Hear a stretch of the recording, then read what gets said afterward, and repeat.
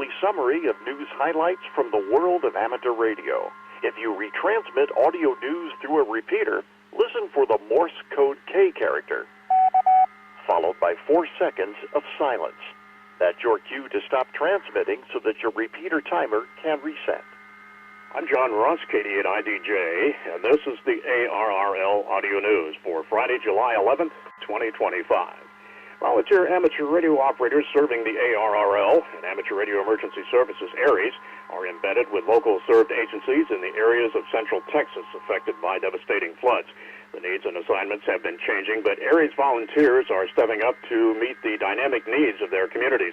This is a very fluid situation. It changes by the hour, said ARRL South Texas District 7 Emergency Coordinator Terry Jones, K5LGV. The trained ham radio operators were activated starting on Friday, July 4th, 2025.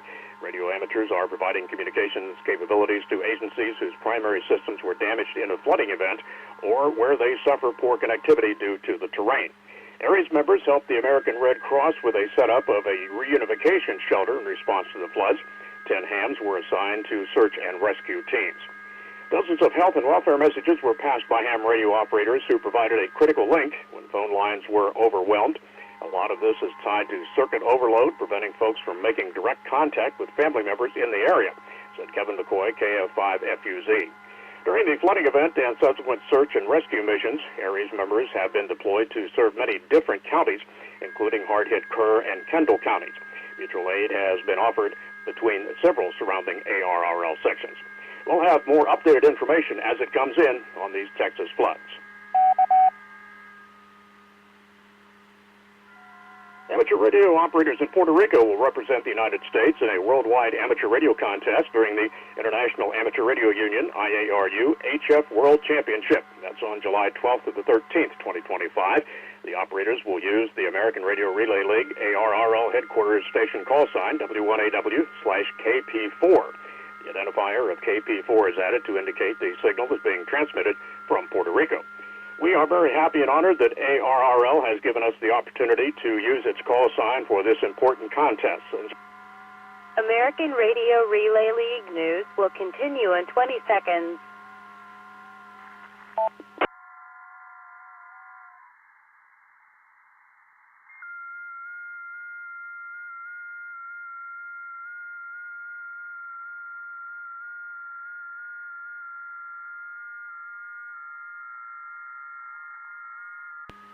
Angel Santana, WP3GW, Public Information Coordinator for the ARRL Puerto Rico section and the amateur radio operator in charge of organizing the 2025 event in Puerto Rico.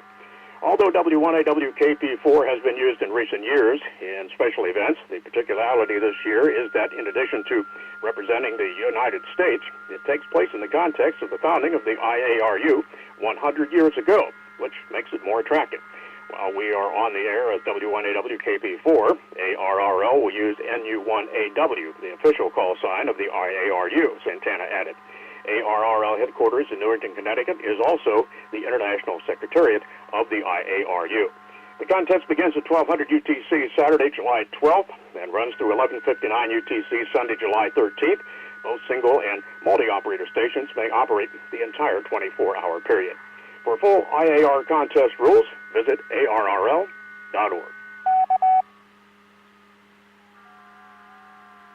The numbers for 2025 ARRL Field Day continued to grow. As of today, July 10th, 3,227 entries have been received, and each day that list gets bigger. According to ARRL Contest Program Manager Paul Borg, N1SFE, get those entries in, he encouraged. The deadline is July 29th. It was a big year for ARRL Field Day on social media. 260 posts across several platforms used the hashtag ARRLFD. That doesn't even cover posts in groups or on private pages. The public post alone reached 3.5 million viewers. There was also significant growth in the news media coverage of 2025 ARRL Field Day. Using the ARRL's Media Monitoring Suite, staff was able to track that amateur radio public information volunteers generated $37.5 million in ad value equivalence revenue year-to-date around ARRL Field Day alone. That's a metric that tracks the amount of money that would have been spent to buy advertisements that get the same number of viewers that news stories or earned media did. And that's up $18 million from 2023 and $20 million in 2024. There were 1,810 media mentions of ARRL Field Day year-to-date, a 70% increase from 2024. We're hearing from clubs that were featured in coverage that people have been calling and wanting to get into amateur radio, that ARRL Public Relations and Outreach Manager Sarah Harrop, W5DX. It shows that the outreach value of ARRL Field Day is significant. American Radio Relay League news will continue in 20 seconds. Welcome to the WA5AIR repeater located in Conroe, Texas. For more information, go to southcoastreflector.com. Outreach value of ARRL Field Day is significant. Ambrose Tripp L. Owens III, N4NTO, passed away on July 4th, 2025. He was 57 years old. Investigators from the Harnett County Sheriff's Office believe the cause of death was an accidental electrocution, but a final determination has not yet been made. Owens was working with an antenna mast in the Chicola Civil War Cemetery during a Parks on the Air POTA activation in North Carolina. He was an avid participant with POTA, activating over 660 parts. He was an ARRL member and a member of the Potomac Valley Radio Club. He held an amateur extra class license and earned his first amateur radio license in 1985 when he was just 13 years old. Many condolences have been posted on social media. He was a great CW op, and I had many POTA QSOs with him, said Thomas Court, VA2NW. Services were scheduled for July 10th at the Calvary Episcopal Church in Tarboro, North Carolina. Don Lynn Jr., ND7L of Nampa, Idaho, has been appointed section manager of the ARRL Idaho section. Lynn has served as the assistant section manager since 2019 and the state government liaison since 2020. He is an ARRL Life member. He will serve the remainder of a term expiring September 30th, 2026. He replaces Don Marler, K7REX, who resigned from the position due to health issues. Marler had served in that role since 2019. The ARRL field organization is the grassroots core that makes up the 60,000 volunteers among ARRL membership. It's divided into 71 sections. Each section is led by a volunteer section manager who is nominated and voted on by members of that section. Section managers serve 2-year terms. Michael Dean, K5MFD, ARRL Oklahoma Section Public Information Coordinator, passed away on July 7th, 2025. He was 77 years old. Dean was first licensed as a technician in 1991 and upgraded to a general license class in 2010. He served as a public information officer since 2013 and a section public information coordinator from 2014 to 2016 and since 2019. He was also the section state government liaison since 2016. Dean was well known as the University of Oklahoma Sooners radio engineer and producer for the OU football and basketball teams. He was also known for his unmistakable and iconic voice and storytelling. Dean worked as a historian of everything. American Radio Relay League news will continue in 20 seconds.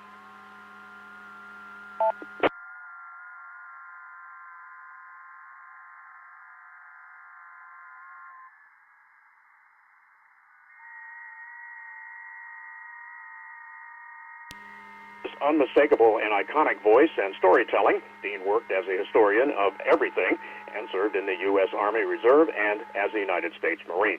Funeral service will be held on Saturday, July 12th, 2025 at 10 a.m. at the Edmond Church of Christ in Edmond, Oklahoma.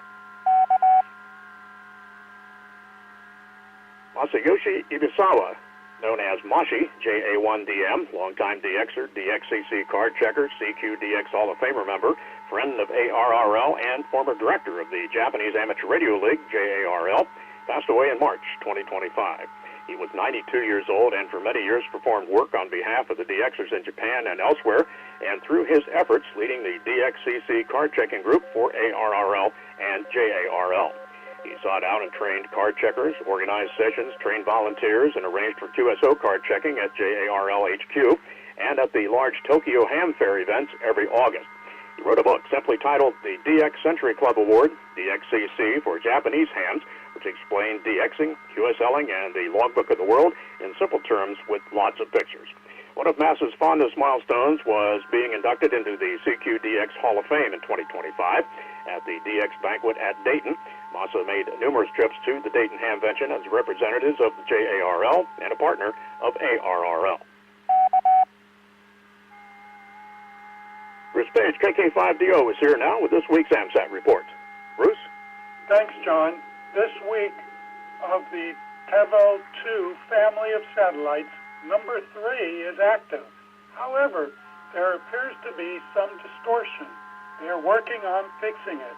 It could be the uplink needs to be adjusted by 5 kilohertz or so, or an issue with the squelch. The uplink is supposed to be 145.970 megahertz, and the downlink is 436.400 megahertz, both FM. Hopefully, after this satellite is working properly, the other Tevel 2 family satellites will be activated. There are 9 of them, and they all have the same up and down links. The only way you will know which one you are working is by where your antenna is pointing.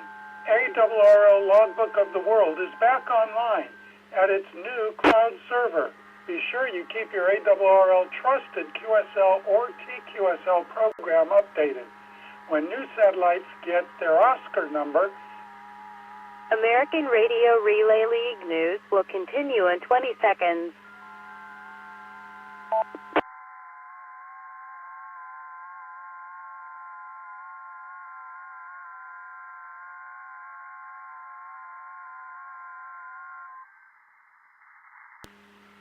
program updated.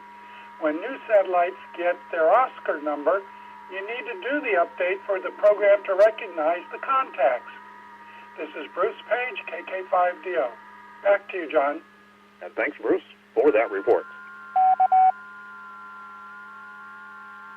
Youth on the Air Yoda Camp Jr. is set to debut July 25th through the 27th, 2025 at the National Voice of America Museum of Broadcasting in Westchester. That's near Cincinnati, Ohio.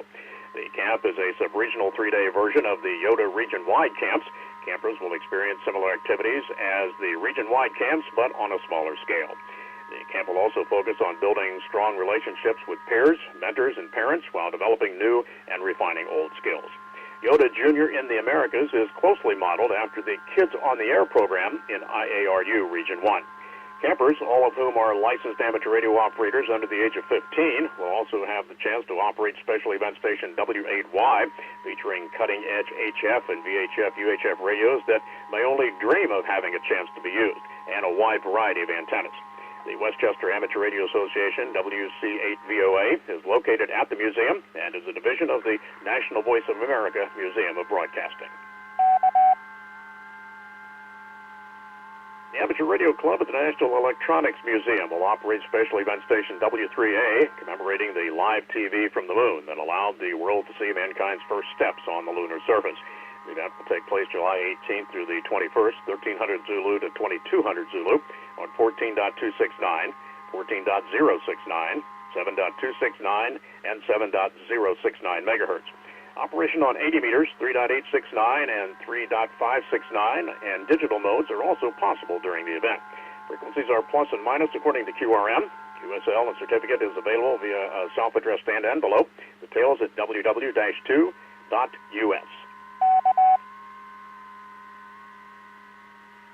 Just ahead in radio sport this week, a lot of great contests. On July 11th, it's the QRP Fox Hunt, that's CW, and the NCCC FT4 Sprint, that's digital.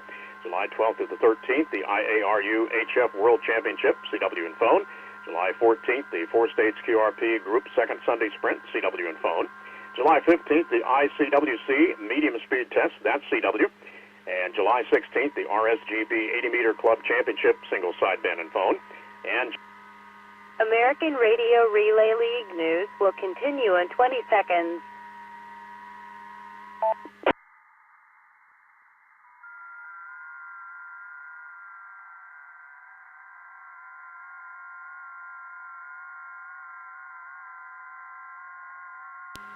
July 16th, the RSGB 80-meter Club Championship, single sideband and phone. And July 18th, the NCCC FT4 Sprint, digital. And remember to visit the ARRL contest calendar for more events and information. Up upcoming section, state, and division conventions on July 12th. It's the Story Valley Amateur Radio Club Hamfest hosting the ARRL North Dakota Section Convention. July 13th, the 2nd New Jersey Hamfest hosting the ARRL Hudson Division Convention. July 26th, the ARRL West Virginia State Convention and Hamfest. That's in Sutton, West Virginia. And on August 2nd, the ARRL Maine State Convention and Hamfest. That's in Augusta, Maine. And finally this week, thanks to the Catalina Amateur Repeater Association in Los Angeles, California, for airing the ARRL audio news on their repeater. 7-3. And that concludes ARRL Audio News for this week. Our thanks to all contributors to this week's report. ARRL Audio News is produced by the American Radio Relay League, the National Association for Amateur Radio. For more information on amateur radio or the ARRL, visit us on the web at arrl.org. You can also find us on Facebook and Twitter by searching for ARRL. If you have a question or comment about ARRL Audio News, email us at audionews@arrl.org. This program is copyright ARRL, all rights reserved. 73, and thanks for listening. This completes the American Radio Relay League news transmission. The system is now available for use.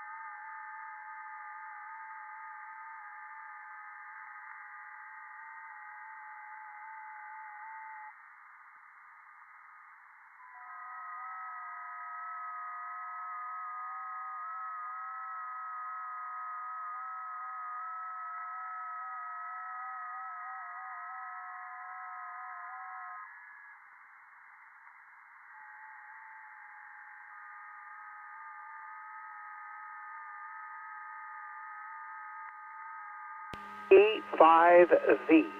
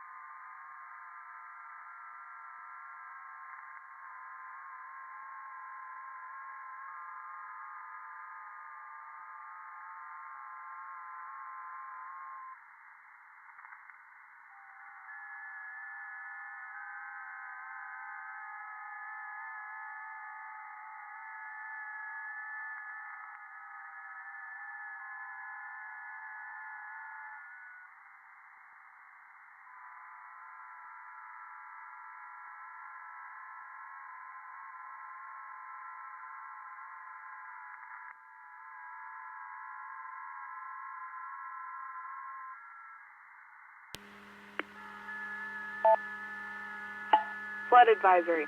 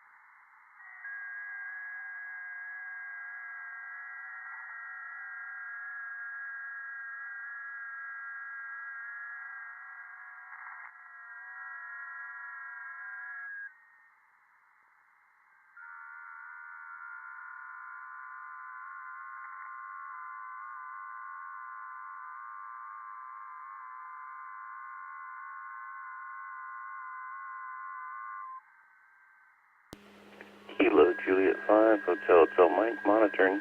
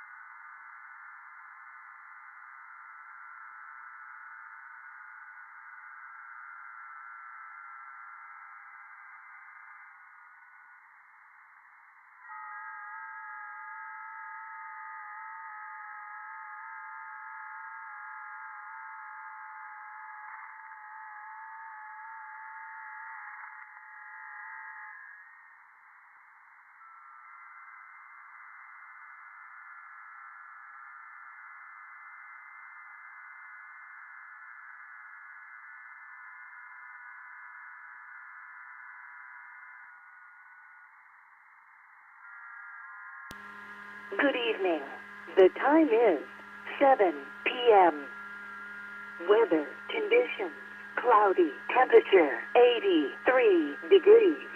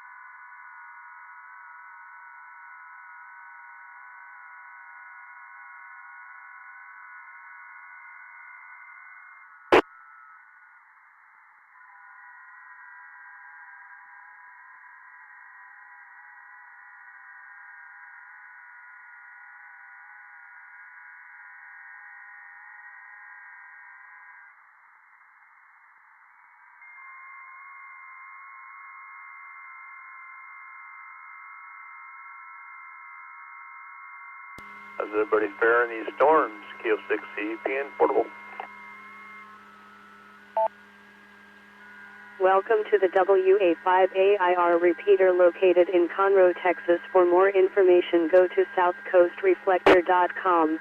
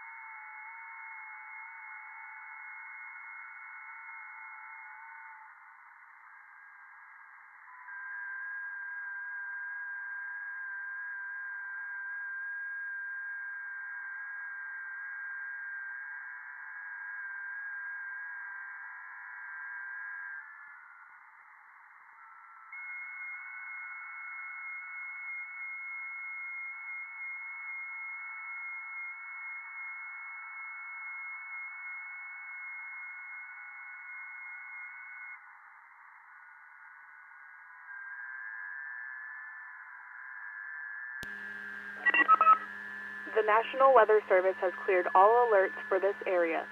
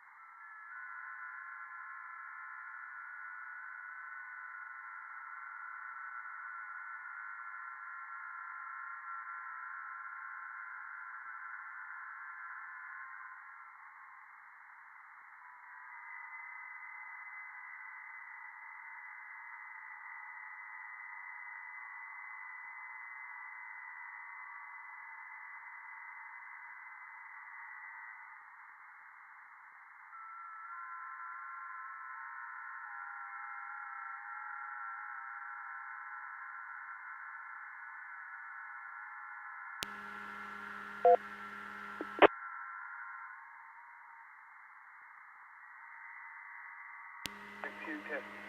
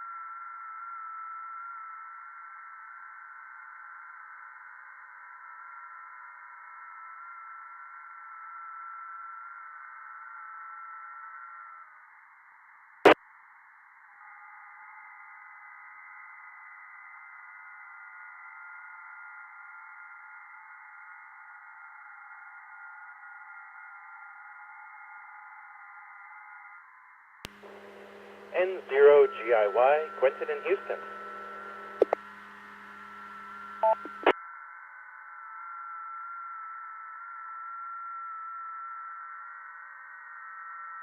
UYI, KK5XU, how copy?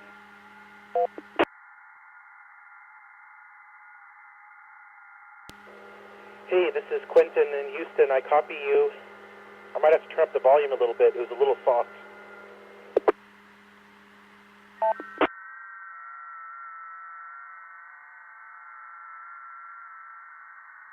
Is that any better?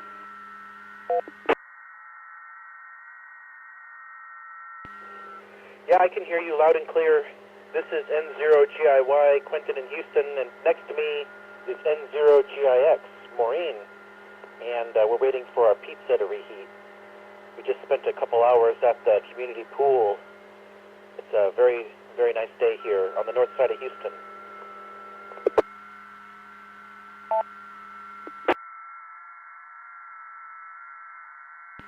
This is Danny, KK5XU, in Cut and Shoot, north of Houston, over.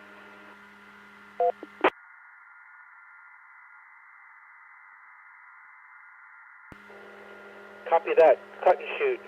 When I first moved here, I was in New Caney, so a little bit closer. But yeah, we drove up there maybe a year ago. There's some flea markets up there. I like to visit all the flea markets just, just because.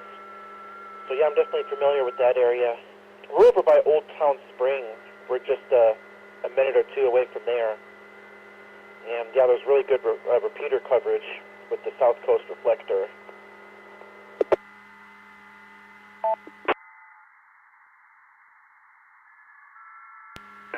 QSL. Well, I would like an audio report if you wouldn't mind giving me an audio report. I just got this radio back working again.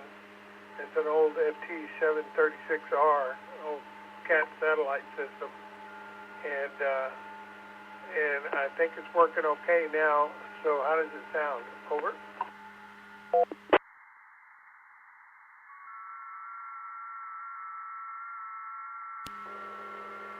It sounds good to me. I can't really give any, professional opinions because you're coming through a very amateurly made all-star node, and it's dependent on, my ability to set it.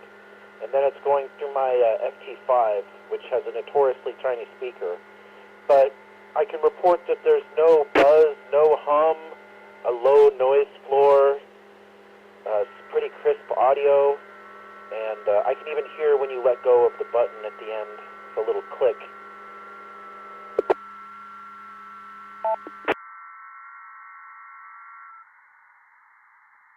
Yeah, I'm using an old D104 microphone on it right now. I've converted it over to two Heil elements in it, so it's not stock D104, but it seems to work okay. Over.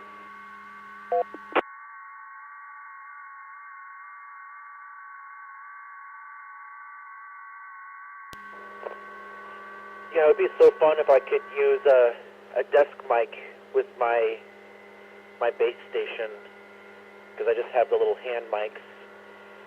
But yeah, I end up just using the HT and the Node the most often. But yeah, there's some folks on here who can give you much better audio report because they're plugged in directly. Like Don, if you ever hear Don on here, he's really good with giving you an audio report, and he's often plugged in directly. So he's listening to the source audio.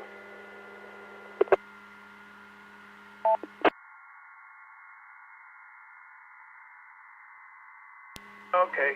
Well, I'm sure Don's around. If he wants, he'll chime in and let me know. But tell me your name again. Over.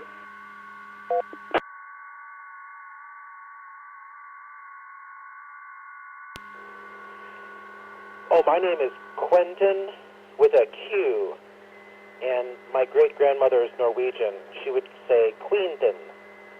Don't forget to put on your jacket there, little Quentin. It's very cold outside. And with me is N0GIX. Her name is Maureen. Say hello. Hello. N0GIX. Maureen. Hi, Lori. N0GIX, is that correct? Good evening. The time is 8 p.m. Weather conditions. Mostly cloudy. Temperature 81 degrees. N0GIX. Maureen.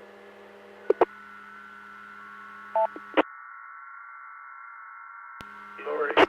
Sorry, I thought you said Lori. But all right. Well, that's great. How did you zero calls wind up down in Houston?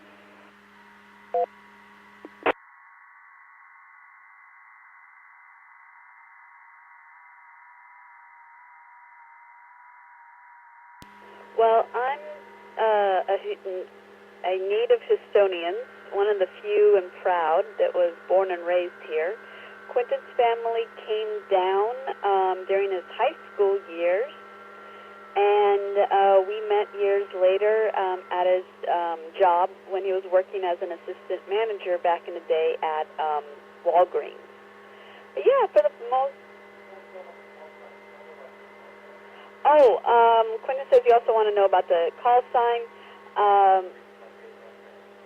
They're Quentin's great-grandparents. So they're from the 0 district, which is Minnesota. And yeah, when we got our, when we both finally got our signs, we retook his grandparents' silent keys.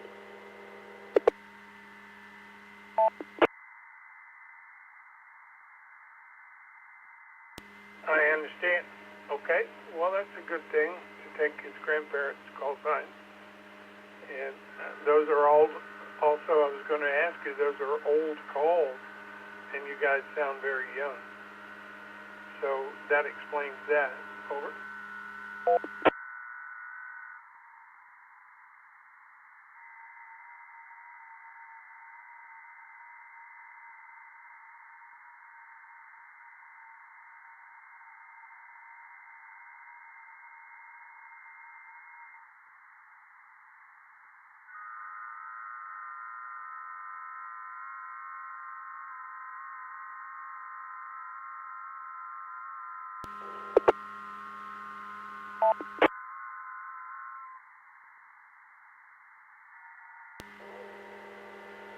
N0GIY. I walked away for a minute there, so I missed the question. But our pizza's ready, so I'll have to let you go. My wife is a little tired from being at the pool, so sorry about that. But yeah, it's my great-grandfather's call signs, and my father was also an amateur radio operator. So I'm kind of like a fourth-generation ham. But I'll let you go for now. This is N0GIY, and N0GIX will be clear, 7-3.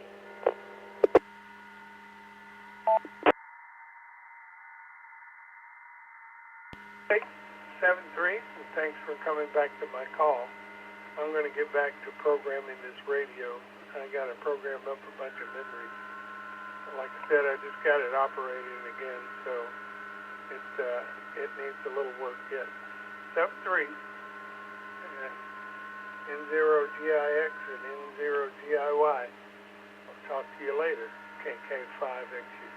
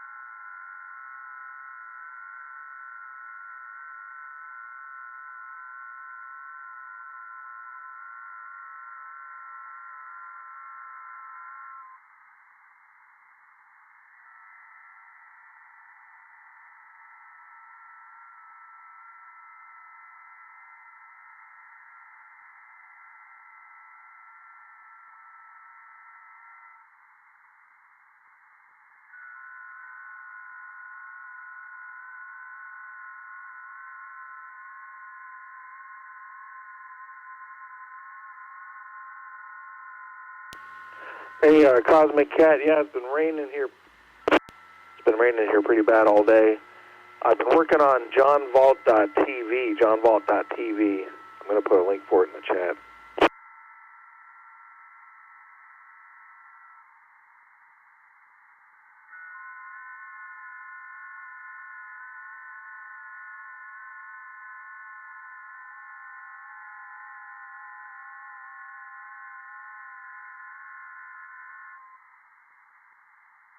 And johnvalt.tv has a live link directly from the radio to the webpage.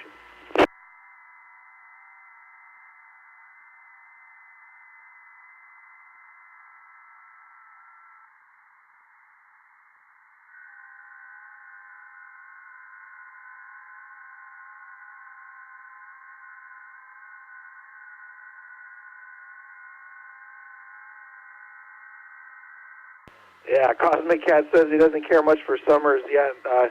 We've had a wet summer here, man. I just had some friends over, and they were talking about moving some dirt around and stuff to kind of make the property a little less swampy. I got a couple parts that like to fill up with water if it rains too bad, which this summer's been pretty bad.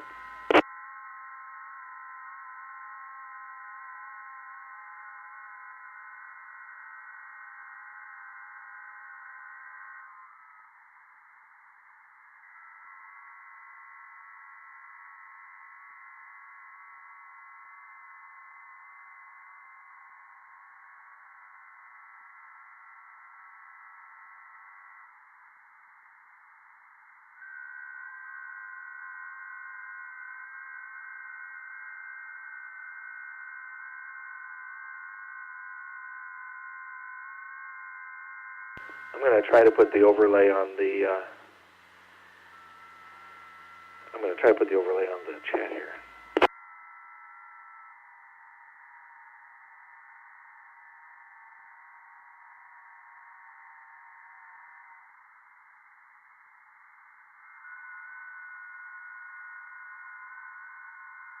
All right. My radio doesn't like my ICOM right now, or the computer doesn't like the radio right now.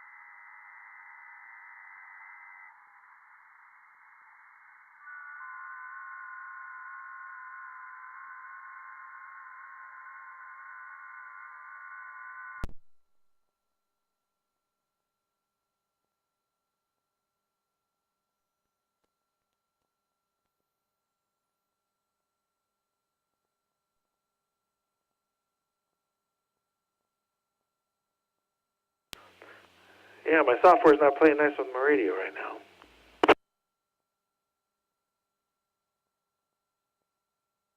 The problem with live streaming is I can't just restart the radio, or the computer.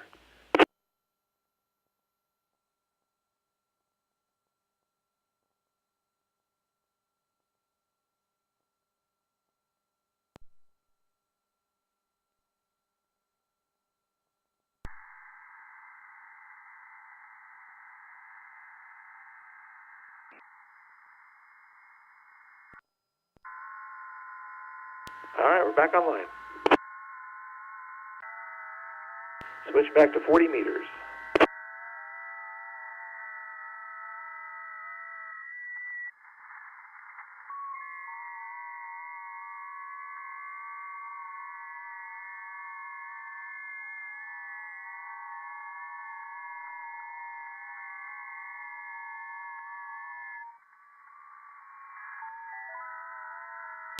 All right, I'm going to try to put... So JohnVault.tv has a live, what's called a WebSocket feed, which shows this output directly to the web page without YouTube having to be involved, which is pretty cool. There's no YouTube involved in all of that. It just goes directly from the radio to the web page.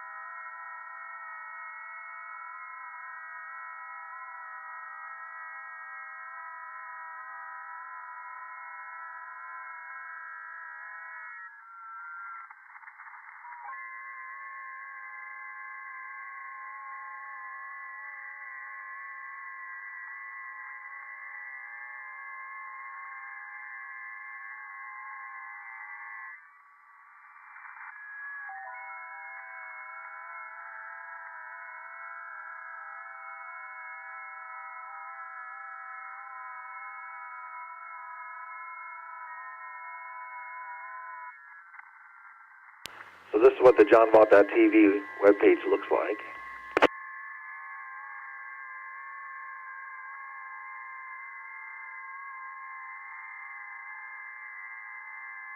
And if you're on the webpage and you click down in the bottom part, it'll bring this up full screen. And so even if my YouTube live stream is down, if you're interested in seeing the data, you can see it. And there's some special formatting stuff if people reply to me. So why don't we try to call a couple stations and see what happens. And if you want, you can follow along on johnvalt.tv, or you can hang out here on YouTube. Always appreciate everybody that's here.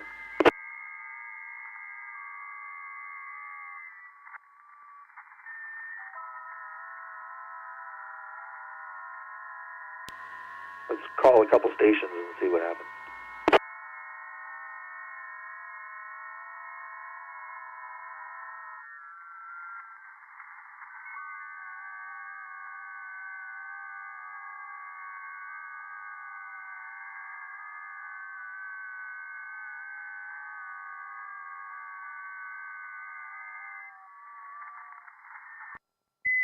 Calling Kilo 6 Kilo Whiskey India. Kilo 6 Kilo Whiskey India.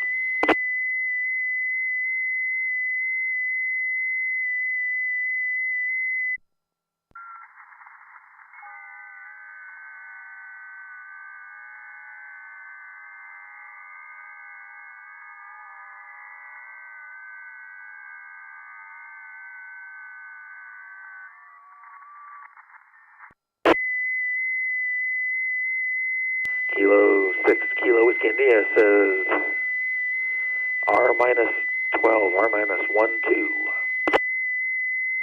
So I'm reporting back R-19, R-19.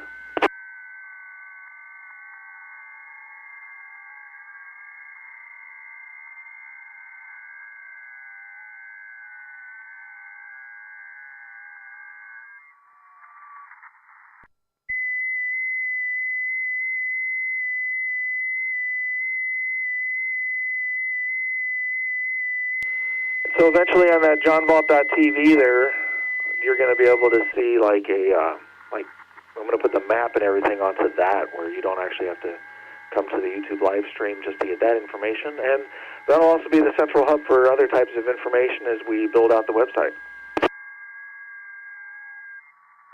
And I'd say come on by and subscribe, but you don't have to sign up for anything. Imagine that. Imagine that.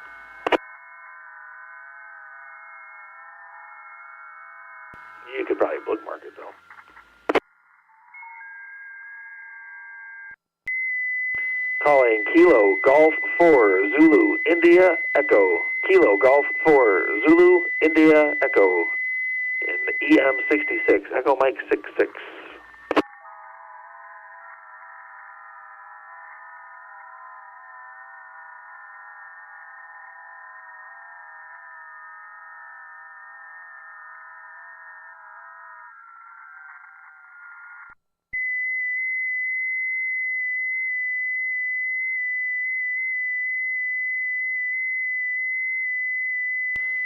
I keep juggling windows around, trying to see everything at the same time. And the reason I came out here is to install the cables for my second monitor. So I'm going to work on that a little bit if this guy doesn't answer me. Heck yeah, Cosmic Cat. Are you calling CQ on 40 meters?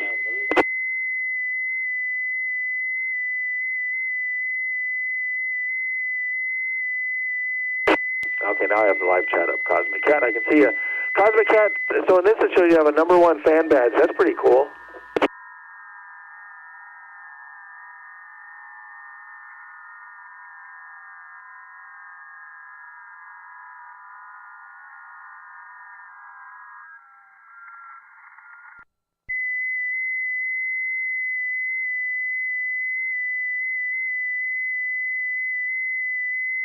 Yeah, so Cosmic Cat, well, my radio's on during the day. If you chat on 40 meters, you can see if it shows up there on johnvalt.tv. So it can be like a little propagation beacon for you.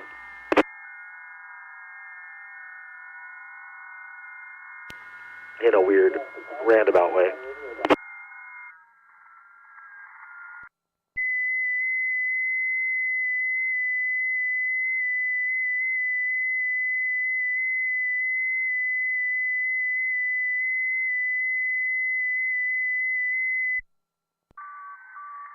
And the other thing I got to fix is the audio lag on my 360 camera, but I'm going to be installing the monitor first.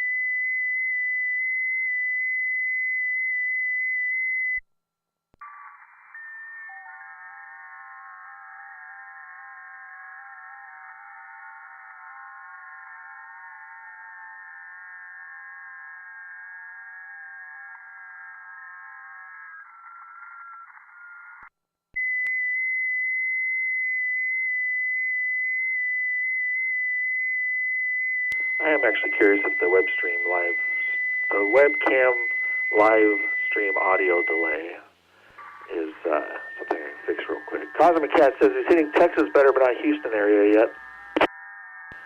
Yeah, so I have my dipoles kind of in a V kind of shape to kind of point north.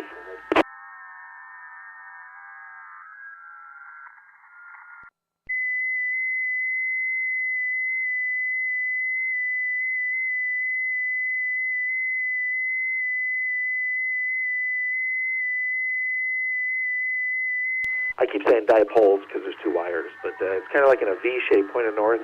It's still at NVIS height, so it probably doesn't make much of a difference, but I wanted to do a little experiment with that. Let's see if I can do this 360 camera thing.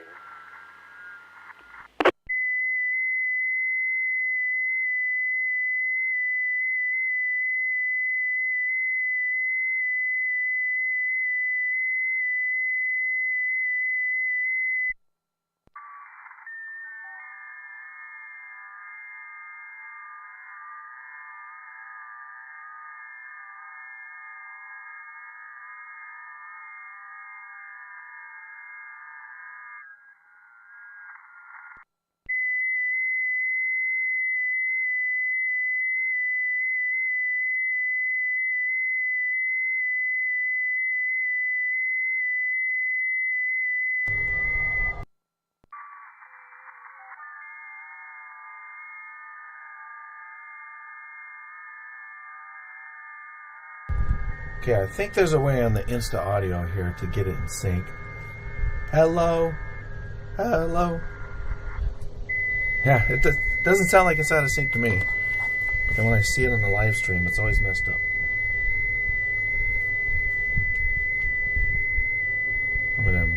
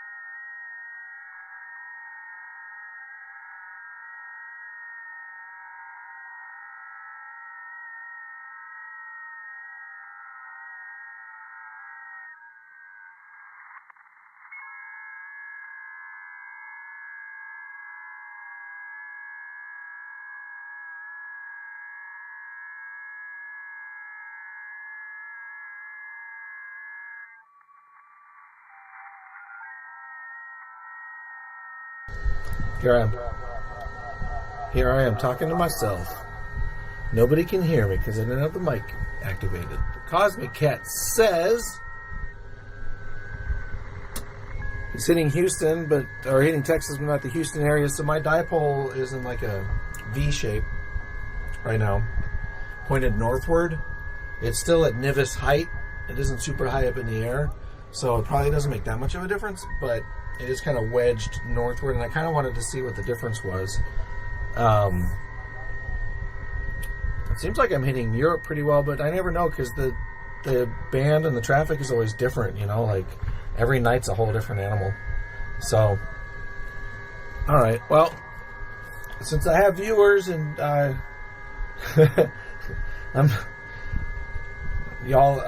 people seem to respond, and they like when the camera's on, so they can kind of peek in and see what I'm up to. So I'm gonna put this in a place. Let's see if I put it down at the bottom, maybe. How can I do? Not that one.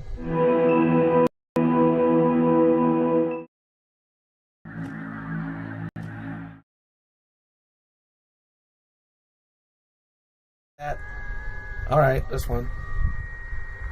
Hey man, we edited in production on this thing, man. Okay, let's see. Oh wait, I know what I'm doing wrong. It is this one. Yeah, it is this one. But then I turn on the camera. Bottom. Yeah. And I put this in a place where you can still see me. Something like that. And this is made for 360.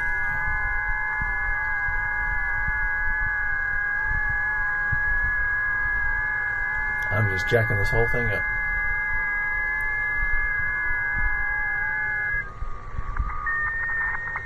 We got lots of resolution, right? We got lots of pixels to work with here. Yeah. There we go. And then you see that side of that window. Yeah. Yeah, let's put this up on top. Alright. This is 360 would look all funky. Alright, cool. So, this is a weird view because it's not 360, but this and this are actually opposite walls from each other. So, I have this monitor set up, which is the one that has OBS and has my pew-pew map and has all this stuff on it. Is my Insta audio on? Yes, it is. Okay. And then this TV is on the opposite wall, and so I'm going to run a cable across and a USB cable, so I can use this as a touch monitor also, hopefully. And we'll see that. Cosmic Cat says on 20 meters he's receiving some stations in Houston. Yeah, did you think that you were... I thought you... Maybe it wasn't you, but somebody thought they were like going over me somehow. Because if you're going into Galveston, I'm actually north of Houston. I'm just east of a town called Cut and Shoot, Texas. But 20 meters is always better. You know, I have the other set of wires that I cut for 80 meters to put up on another couple poles. And that's right. I tried to contact you, Cosmic Cat, on 20 meters, but this little... Oh, it's so weird that I can go like behind the camera. So like this guy right here is the little ATU100 antenna tuner, which I don't have a lot of faith in, and I tried to let out a little of the magic smoke when I was going full power on 20, even though it said the antenna was tuned. So whatever it has to do on the inside to accommodate that, it didn't like that, and it probably isn't made for it. But he says, Cosmic Cat says, yeah, I know where you are. Alright. So, anyway, I try to keep it on 40 because of that, but if I stick up a different antenna, and then I also thought, you know, and all this stuff, I shouldn't cheap out at the very end of the line here with the antenna tuner, right? So, maybe I'll get a different antenna tuner. But, yeah, if you want to try on 40 meters, yeah, you know, I can see a manual tuner, right? But like, I don't know. You know, it's like I barely need this one because even when it's off and I measure with a different radio that has an SWR meter built into it, I get like, you know, it's 1 point something. Yeah, my software's not playing that on my radio right now. Yep. What was that? The problem with live streaming is I can't. It's my own broadcast in my own pocket, like from 18 minutes ago. Okay. I was like, I'm hearing voices. But anyway, like, I mean, I cut the wires to be resonant, and so they're really, at least the one from 40 meters, I haven't stuck up 80 meters and tried it, but the one from 40 meters is already really close. So, like, it barely needs Welcome this, to the WA5AIR repeater located in Conroe, Texas. Right, for more information, go to southcoastreflector.com. 20 would probably be better. Yeah, exactly. I'm using a 40. Cosmic Cat says I'm using a 40 meter dipole at 40, so I'm fine. Yeah, exactly. That's the whole point. So,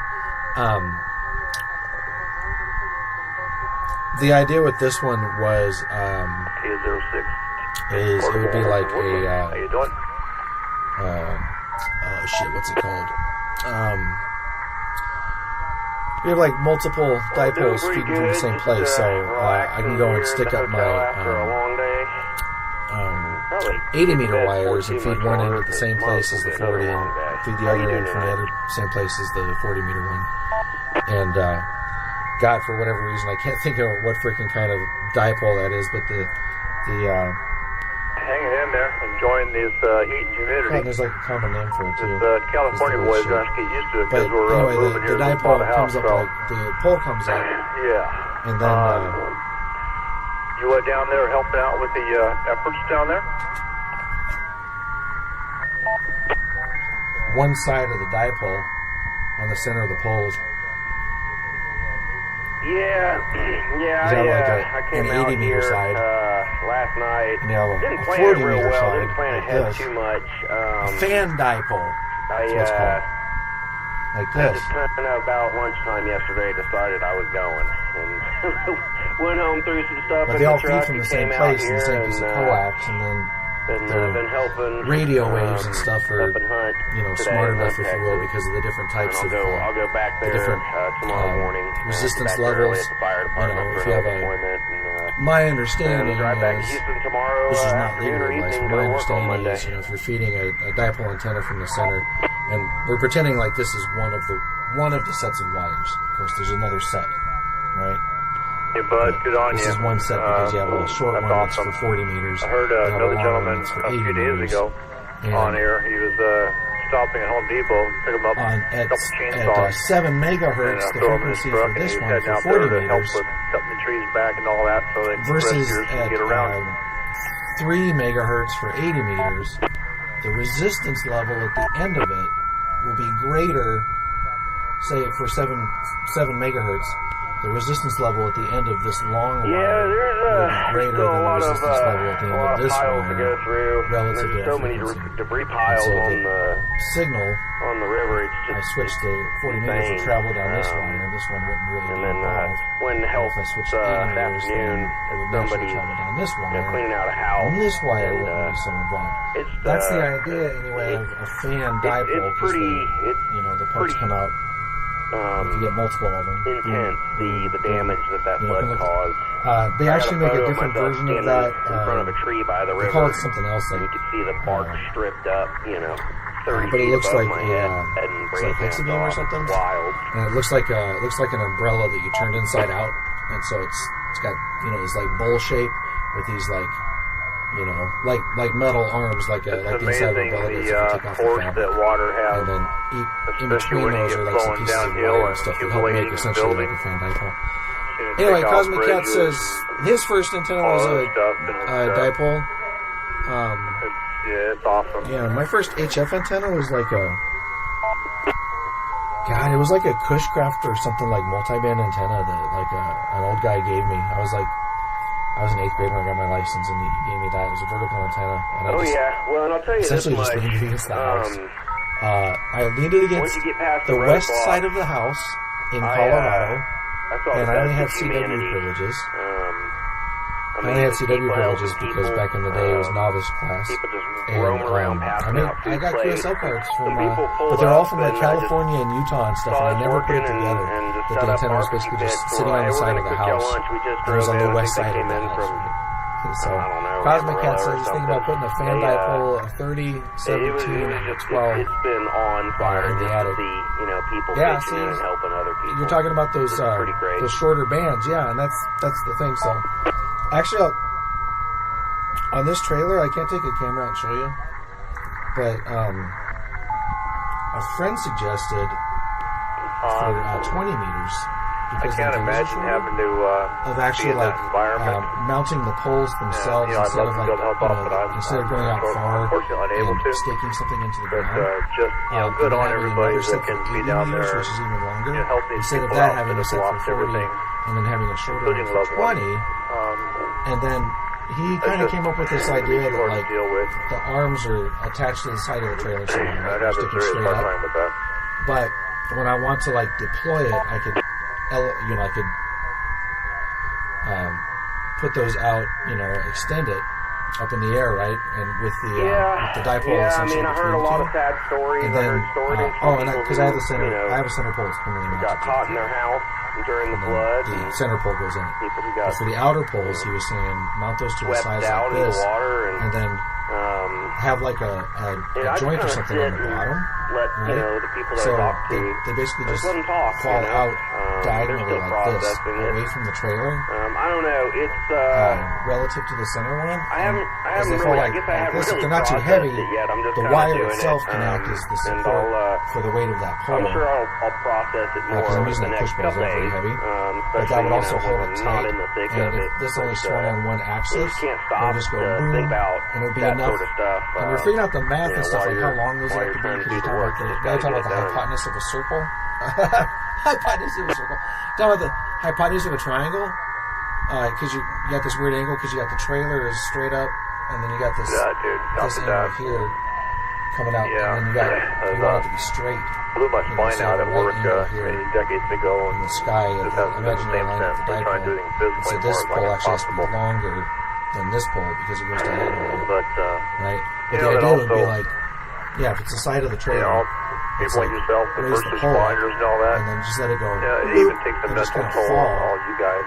into like just this locked seeing all position. that. Maybe there's something on Yeah, the you're bottom that keeps it processing from and going too you're far, listening to people, so which the is wire great. doesn't break or whatever. But It just goes eventually boop, that's going and to then turn when they around both do and that come back at you on both and sides, hit you you have a when you wire don't straight expect it. across with the center one. So you have a wire here and you have a wire here. And it's like quick to play.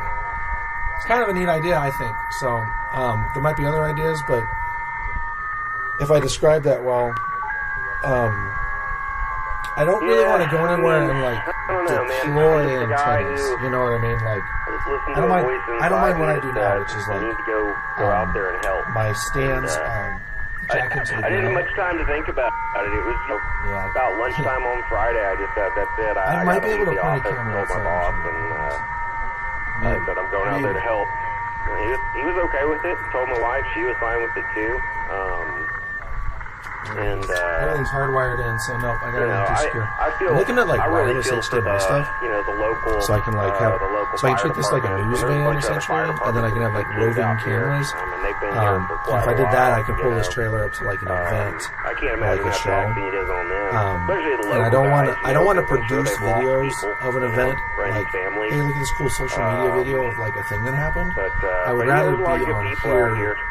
And Or on a they give medium me like they on had the an John ID Valt bar TV going at or the this, fire and department provide today. like So live, as soon as I came actual back in, little snippets of I was coverage sitting in AC for a of second, something the nurse there happening contemporaneously she's like, you want an IV? versus And I just sat there for a you second. watching She's some like, I'm produced gonna thing get that's you an going to IV. happen You later. stay right there. Of course, for my music and stuff, I'm going Got to me do that, got but me a then Stanley also bag like with some I may be in here vitamins and sometimes electrolyte stuff playing in it. and Man, that stuff makes you feel real good, real quick. It's like drinking, 10 gallons of water all at once.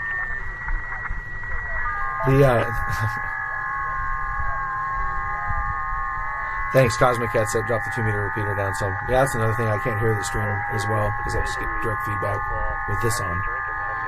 Otherwise, I can hear the stream. I was saying that just the weather treating you guys today? The herd. I was saying, I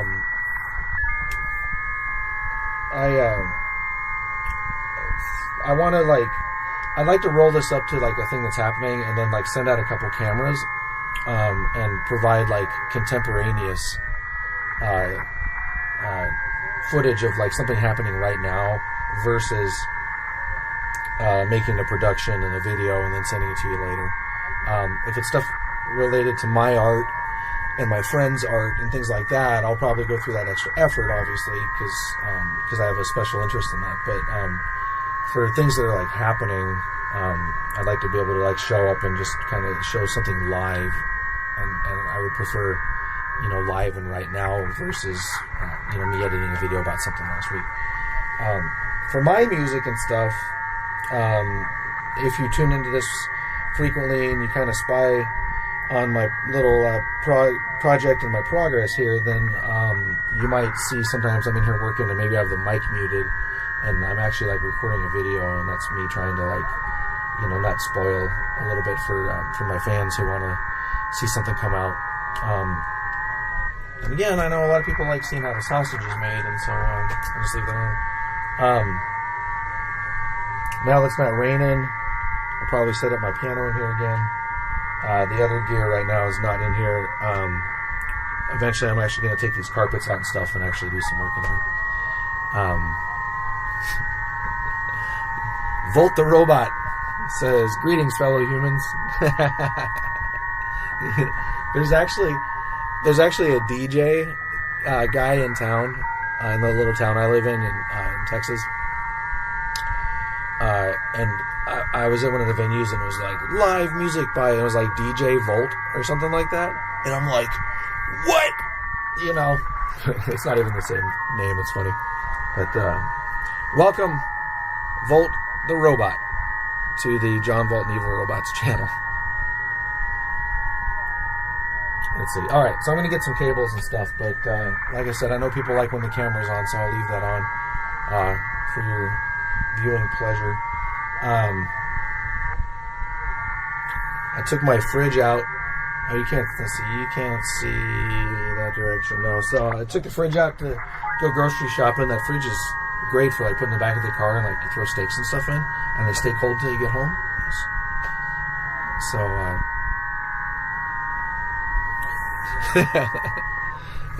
Volt the Robot. Yeah, and so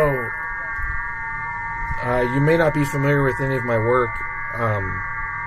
There's a lot more to what I'm doing than just like ham radio and music and stuff. But I do a lot of things and cater a lot of things that favor people that were involved since the beginning. And I didn't plan this, but as you can see, like, you're already the number 2 fan, because right now in this live stream, it doesn't take that much. Cosmic Cat's here a lot. There's another guy that comes in here, channel 1969, Michael Murray. Channel 1969, Michael Murray. Oh, see, I muted that so you can't hear it. But you guys are funny. Okay. All right, I'm going to go get some cables. I'll be back. I'm gonna start getting in the habit of, when I leave the trailer, I'm going to turn off the camera, because I was feeding some of these into one of those like AI clip things to pull like interesting conversations off the radio, but it used up all my credits, so I'm only going to do that for snippets when I'm in it and talking or something like this. And so I'm going to turn off the camera, and that way anybody else that is interested in this side of it, the like behind the scenes side, can scrub through really easily and see those moments. And if they're interested in the general ham radio stuff and the audio that goes on all day, of course that happens all day long. The Volta Robot says, the ghost of Art Bell led you here. We have talked about Art Bell many times on this channel thing here. One of the things that I do sometimes when I come in the evening is I'll go tuning around on a shortwave band, on the 40 meter band especially, and see if I can hear anybody. Sometimes I'll check into some nets. If you guys are interested in any, like a particular thing that's not ultra complicated, right? Like, I was tuning around on 40 meters, and there's a mode, and I think it is, a guy told me it's Vara HF, but it sounds like, and it's really weird sounding, right? But the idea behind Vara is if two people have a conversation, you can actually have like a keyboard-to-keyboard chat with each other, which is really cool, because this entire thing right here, if you're new here, this entire thing runs off batteries. I have it hooked up to shore power, but it runs on batteries. And everything's portable. And all of the communication, except for this part that you see on YouTube, is offline. And so when we do this like worldwide communication stuff, because this is ham radio, amateur radio, this is not a software-defined radio. This is the real thing with real antennas. But even with real antennas outside, it's made to be like ultra portable. And like my whole idea with this, the next thing I'm actually working on, two things. My ultimate thing with this is to be able to drive somewhere, still have the internet access for the live streaming part because people are interested in that. But more than that, for me, to be able to set up like the communications really quick, pop up the antennas, I'm on the air, I got battery power, I got a fridge, I got a place to sleep, I'm good. All right, that's the whole idea. I went to Austin a couple weekends ago to help with some things, and on the way there, like, I realized, of course, it was a hot day, the air conditioner really sucks up a lot of juice from the giant battery pack. I do have an alternator charger thing for the van that I haven't installed. That would have kept it afloat. It says it's a 600 watt alternator charger, and the air conditioner most of the time does not use that much energy. It would have kept it afloat, but as it was, with the drive to Austin, which is about 3 hours and something, the battery was about halfway dead by the time I got there, or maybe a quarter of the way dead. Like I said, the alternator charger thing would have saved it, and in addition to that, I have solar panels, I just haven't put them up on the roof. That would have also saved it. Between those two things, I would have been able to go the entire weekend without having to plug in. So, lesson learned on that. Also, lesson learned, my Starlink dish came off of the mount somewhere on the highway and is gone. So, Starlink is sending me a new one, and then I'll have that, then I'll have portable internet again. What I was saying is, if you guys are interested in like some of these other like data modes and like things like that are out here, especially on the 40 meter band where I could communicate with somebody possibly, or we can try to intercept them, if there's like some cool signals we can pull in. Sometimes when I'm here in the evening time, I'll dial up to like 7200, 7.2 megahertz, which sometimes people are screwing around on that, being naughty.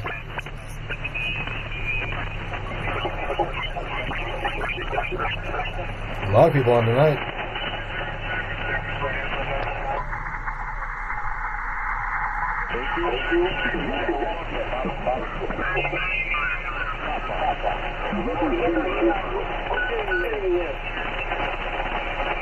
Sounds like legit traffic tonight.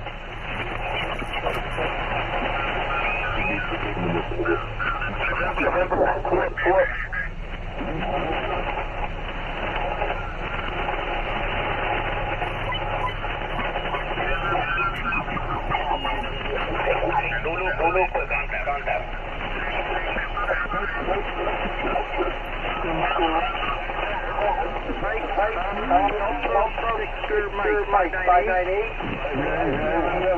Thank you. Read out, sir.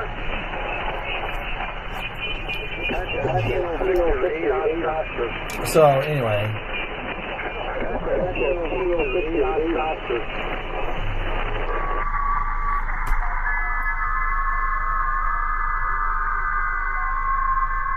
so I'll switch over to that.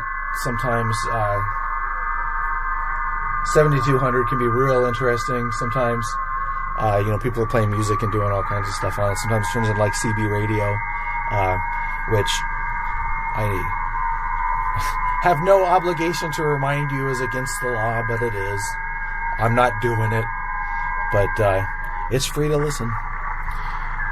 So anyway, I'm going to grab some cables and do that. I'm going to turn off the camera, but the camera will pop on whenever I come in and out, so...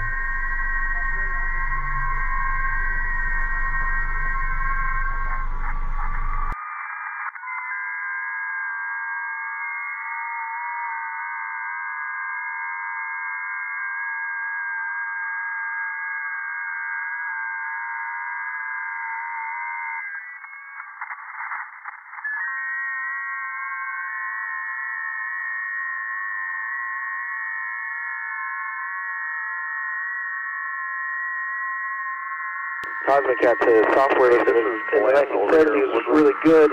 That's a little before my time, but your audio is but like a 3. I have childhood memories from the 1980s. Comment. Shut up, 2 meters. Turn the mic track.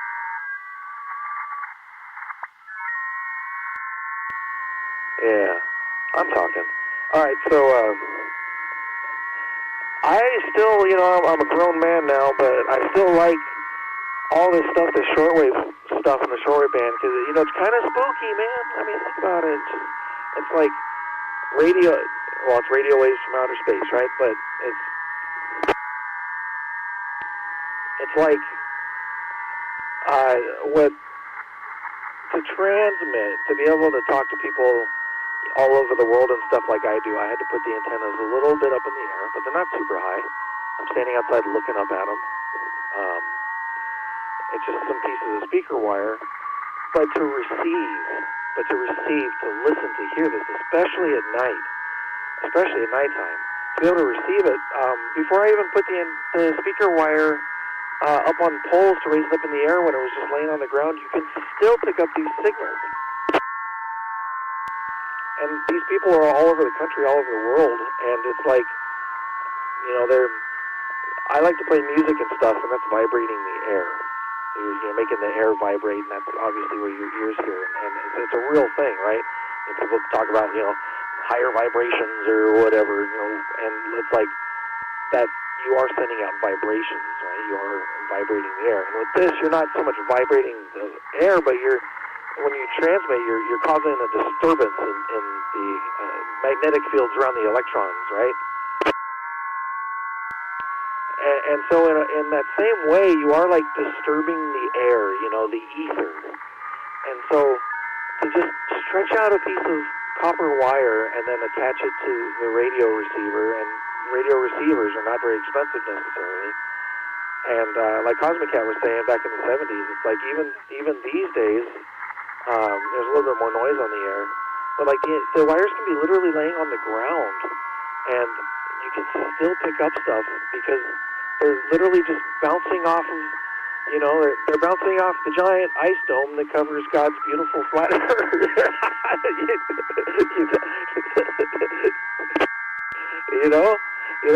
We shoot those radio signals up because we think space is real, and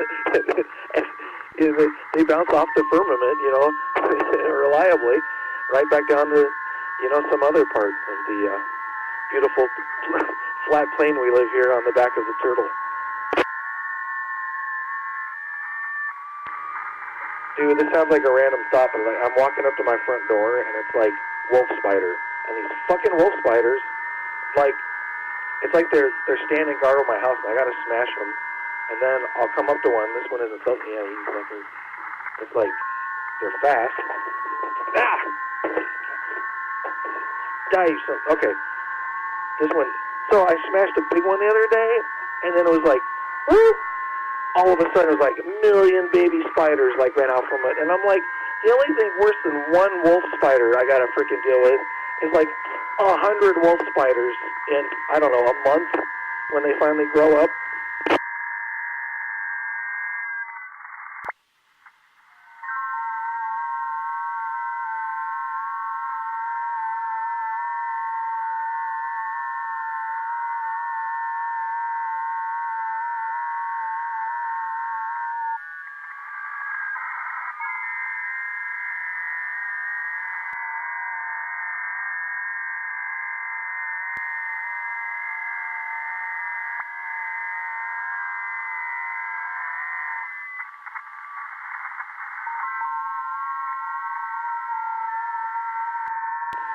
Yeah, well, Volt the Robot says, why smash them? And it's like, no, they don't exactly leave you alone because, like, they've appeared next to me on the couch and that sort of thing. And wolf spiders are one of the ones that can bite you, and they're not venomous. But, no, they are. I try to not make a habit of, like, just smashing bugs just for the hell of it. But, for example, actually, it's so wet here, I've kind of been taken over by toads and some egret-type birds. And as far as I'm concerned, those toads and frogs and, like, whatever, they can just hang out and do whatever the hell they want. I don't care. And I've seen some, like, giant beetles and stuff, and I'm like, yeah, I'm not going to go just smash it. But, like, an insect that, like, can actually, like, be aggressive toward me or actually harm me, it's like, no, you know. And just like here in Texas, we got the fire ants, and it's like, I totally love and respect the way ants have a civilization, and it's so neat all the things they do, but you know how we are with ants.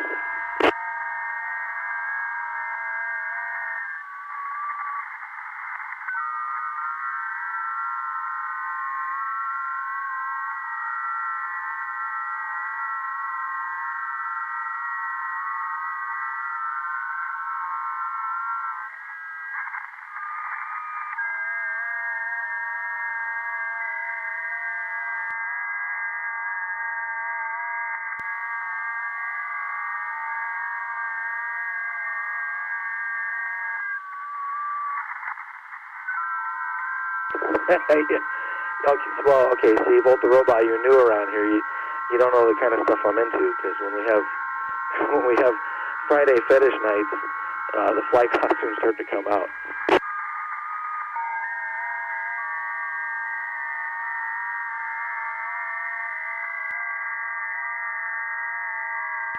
Cosmic Cat, yeah, I know a lot of people that do that. And I read somewhere on the internet, so, you know, I read somewhere that a lot of those spiders don't make it because they're, like, inside spiders, but then it also could be an outside spider that accidentally got in and you're helping it out, so who knows. What you really shouldn't do is just listen to what some random jackoff on YouTube has to say about anything.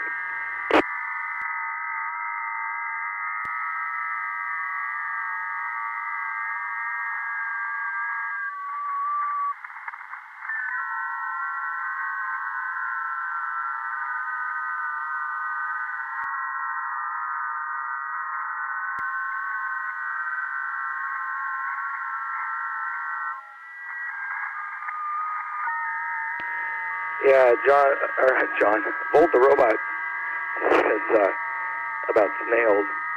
Yeah, it's like, yeah, like snails and slugs, man. It's like when I was a kid, you know, like that was, you know, you discovered you could put salt on a snail or whatever. But like as an adult, I wouldn't do that.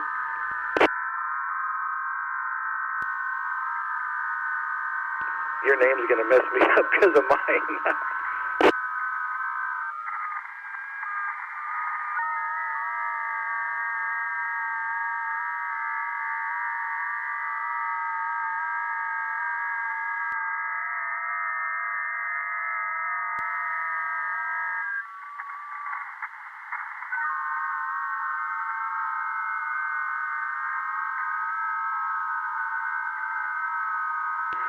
There's some joke about a snail, about something like, you know, he knocks on the door and the guy's rude to him and like picks him up and tosses him out in the yard or something.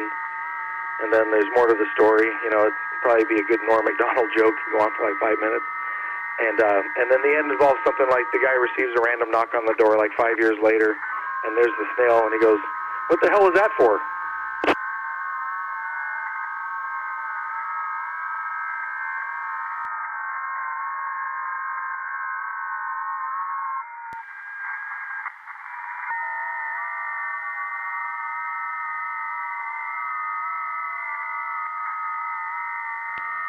Volt the Robot says, or just point at the door and say, "Yo, spider, out of my house, in the name of Jesus."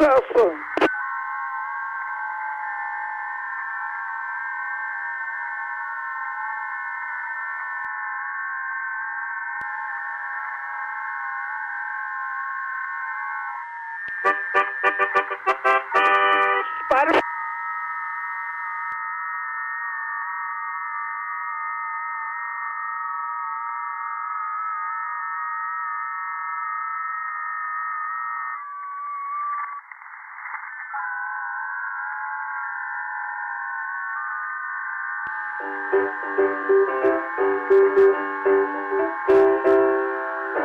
Spiders, get out of my house.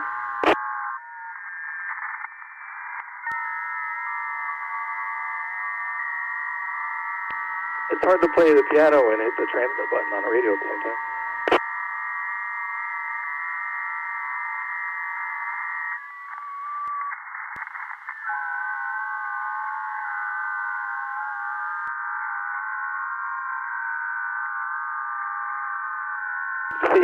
Yeah. Well, the light was on.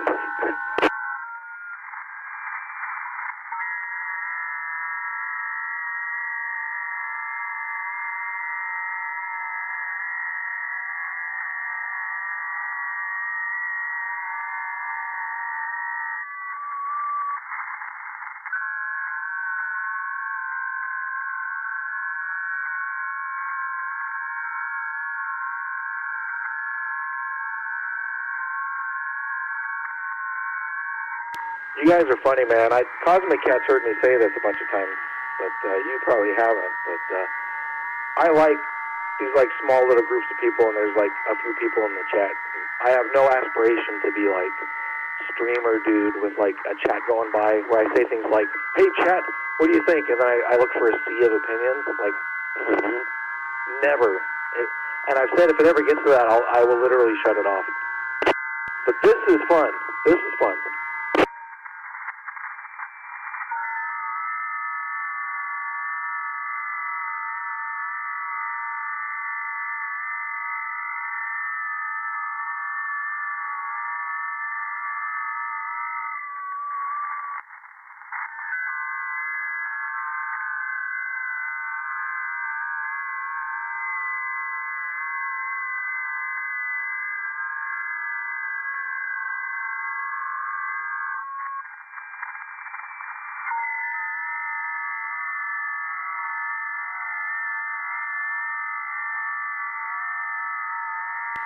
Yeah, a coworker told me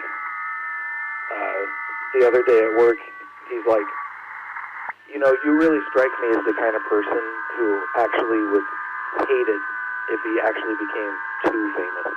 And I'm like, yep. And so that's why I'm not trying to like, you know, look at me and how great I am at the piano. I mean, I'm all right, you know, and I like what I do and I think it's cool. But, like, I'm not trying to be on here, like, mugging and dancing around, you know, think like I'm a pop star or something. It's like, no, there's a lot of different things I'm interested in, and people are hanging out, and that's cool.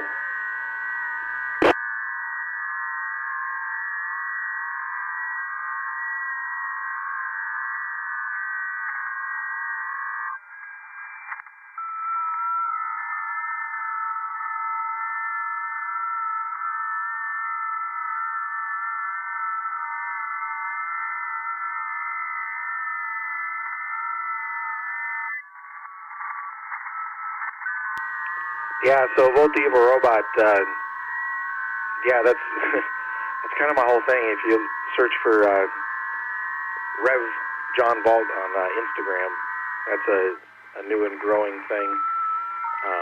But yeah, my entire stage show and stuff is all sort of all about that topic.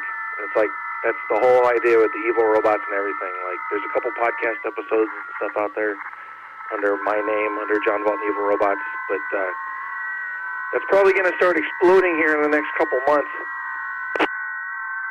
because I think I actually have like a formal plan now, and but yeah, there's a lot to it. But you know, the whole point, just in a nutshell, is that even though like we're sitting here and we're like virtually communicating, that's fine, because there's nothing wrong with the technology. Technology isn't the problem. The problem is things like social media and the ways that it like pretends like it's fostering connection, but it isn't.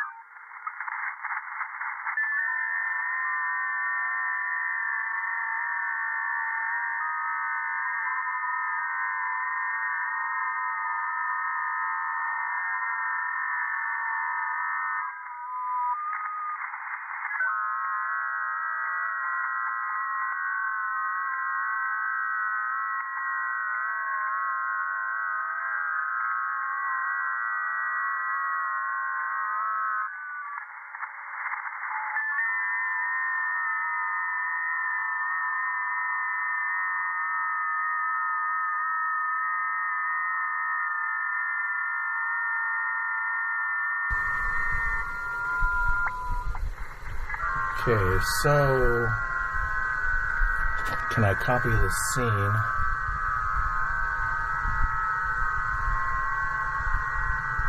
I would just easily switch back and forth. Let's try that. Duplicates.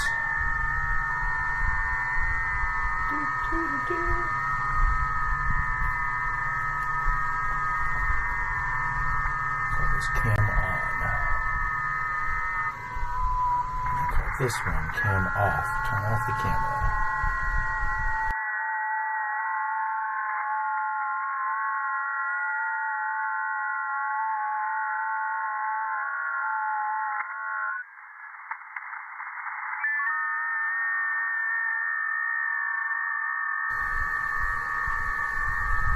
Okay, the audio doesn't switch live. Okay, that's how we learn.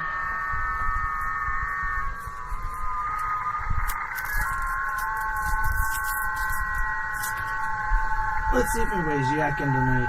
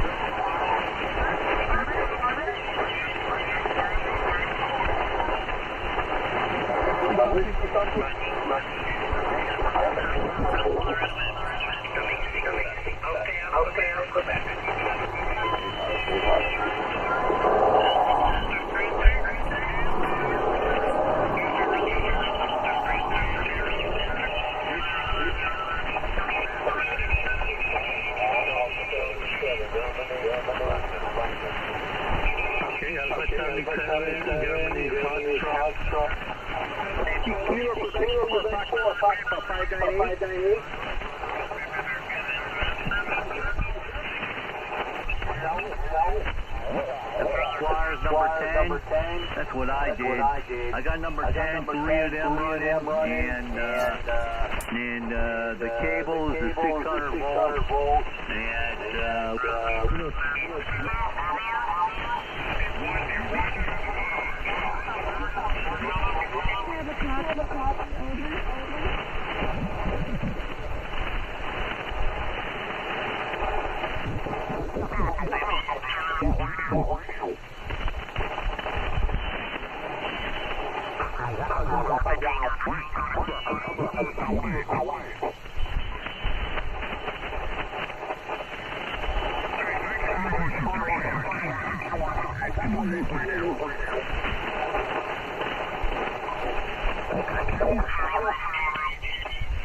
contest, Kilo Italy 5, Golf Tango Radio contest.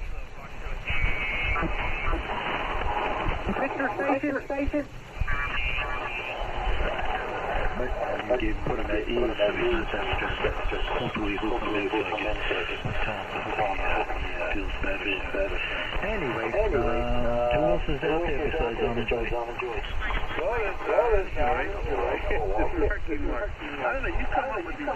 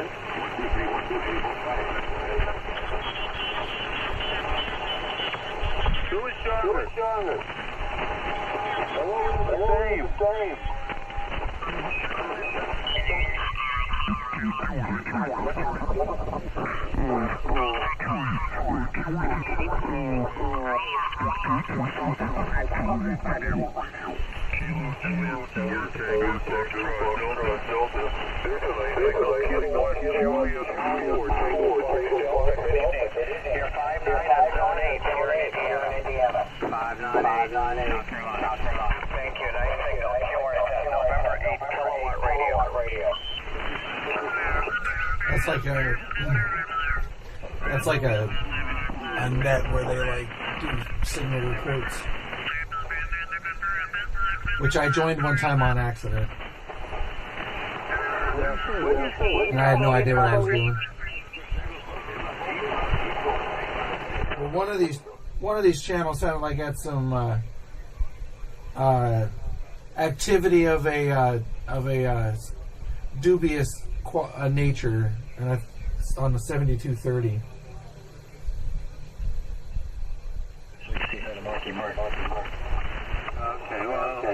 Anyway, let's talk about the story you found this tonight. Report.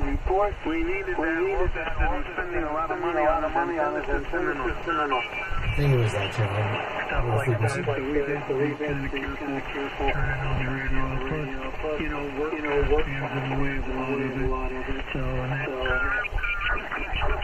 how's Mike doing? I haven't more difficult to get on the radio. Some of these voices sound so similar, I think I'm picking up the signal in two different places, which would not be possible.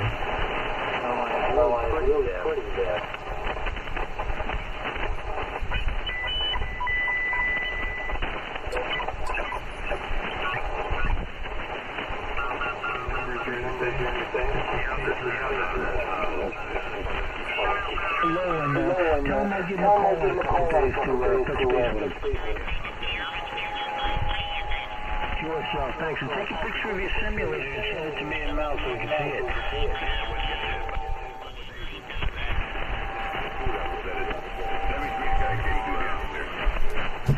Alright, who else have we got in here? Mucky Muck, I remember she had you. Go ahead. K5 RBI. Ruby, what's up? Mucky Muck and the Funky Bunch. How you doing, my friend?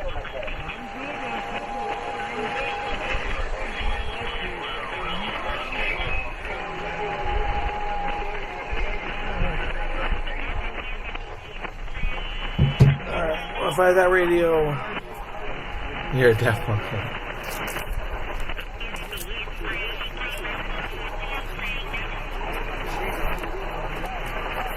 That Steady Craftsman guy is like, is so awesome. And hilarious in like the most subtle ways. For me to listen to this radio and then for me to be able to talk to this, it makes an echo because that audio is also going into the computer. I guess I could disable the direct audio. They don't hear it anymore. Which is the point. Not to listen to me, to listen to the radio. Roger. I'll see if anybody heard Ruby in there real quick. How you doing, Ruby? And then I'll turn it over to Mel. I'm doing well, Walter. I just wanted to report to you guys you are equal. And it's weird because you're both coming in loud and clear, but you both registered a 5.9 on the meter. So I don't understand why, but this conversation is not as good as it usually is over. Well, you're coming in pretty good. So, oh, that's cool. Seems pretty good. I'm hearing I might have seen your Bolt the Robot sounds familiar. It's kind of funky. All right, let me turn it back on. It would have stood out to me because of my name, but I might have seen maybe you commented on his chat and then I noticed your name because it's similar or whatever. You guys are very, very good. No, that guy like seems to frickin' know how to make everything. It's so crazy.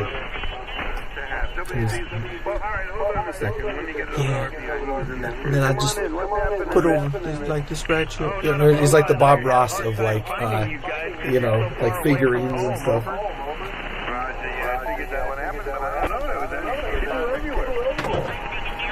Yeah, it's a contest night, that's for sure, and I guess it does not end at 10 p.m. Eastern. It probably will go on till midnight. This guy's saying it's a contest night. That's why there's so much traffic. You know, I wonder what 20 meters is doing right now. It's a contest night.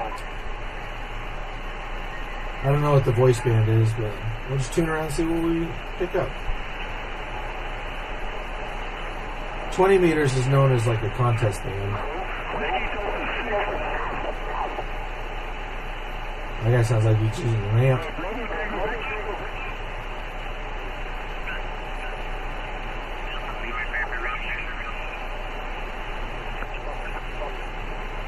20 meters tends to be a contesting band because it's good during all hours, like even during the daytime, it's still not bad compared to the other HF bands, to my understanding.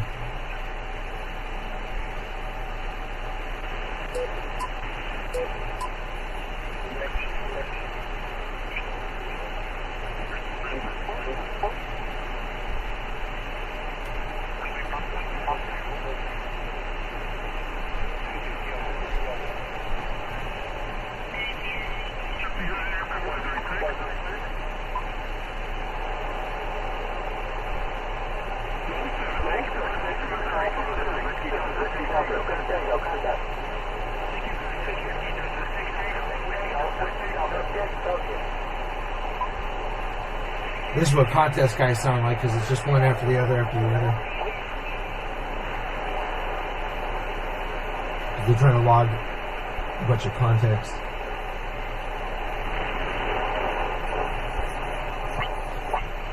Let's just see what else is on. Let's see what random shit's on the short band, huh?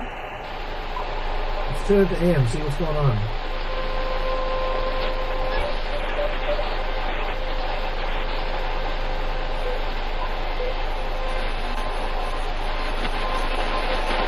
We'll get closer to 7 megahertz where the antenna's sitting for. So what's going on.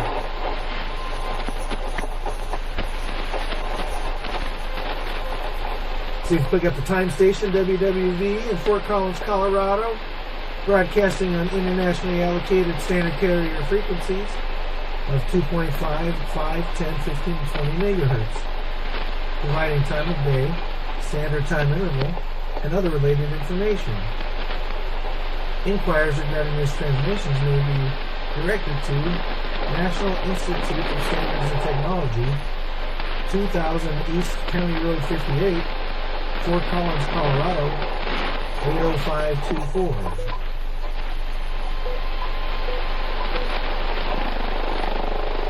At the time,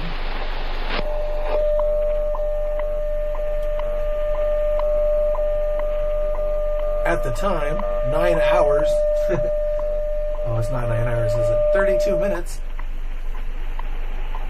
Coordinated Universal Time.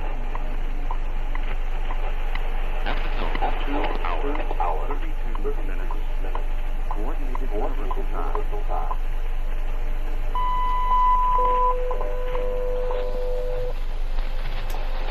All right.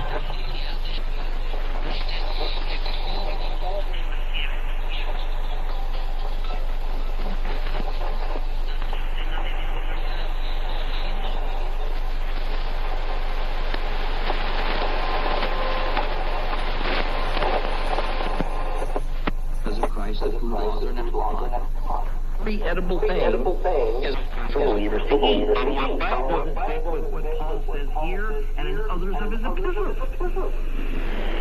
In fact, the wording says that all things are clean. That is, the statement earlier that food goes beyond food. Like psilocybin mushrooms. It's saying the entire principle of clean and unclean has been abolished as it applies to anything at all. Now, that would make sense, because otherwise we have Paul saying that the principles of clean and unclean remain, but they apply to everything that's clean. However, this can't be right either. Everything that is clean to eat. But they sure have something to say sometimes when people want to eat certain things, don't they?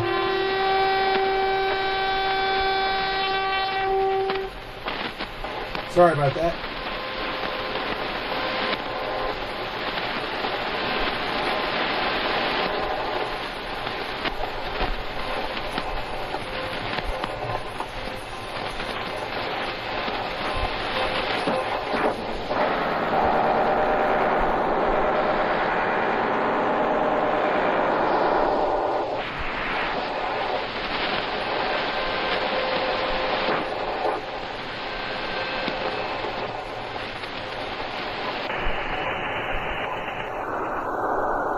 Yeah, so like when I was a kid, I would put on headphones and like tune around, like on CW mode like this.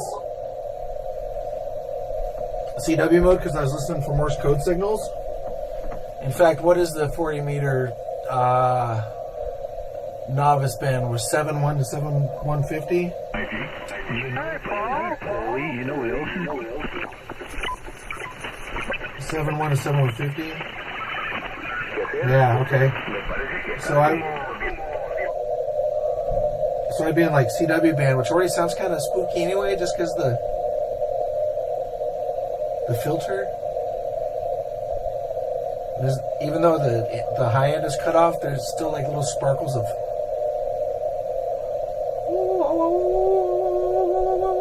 like high frequency stuff that comes in. So you listen on headphones, it's nighttime, you're like down in your basement, you got this thing hooked up to a battery. It's the same shit.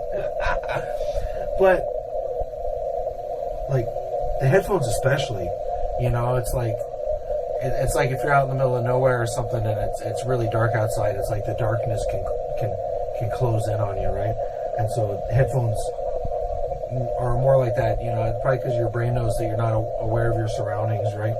So I'd be like this and I'd be tuning around, and because the filter's so narrow, you know, you can only hear a little bit of frequency at once, so I'd put it the setting to like a really small increment, located in and I just start tuning like For this, more and information, go and you to just start picking up this South weird Coast stuff, and it's like, what is Reflector.com. that? What's that? You know, and it's like, it's over the horizon radar, or it's like, you know, it's some weird thing.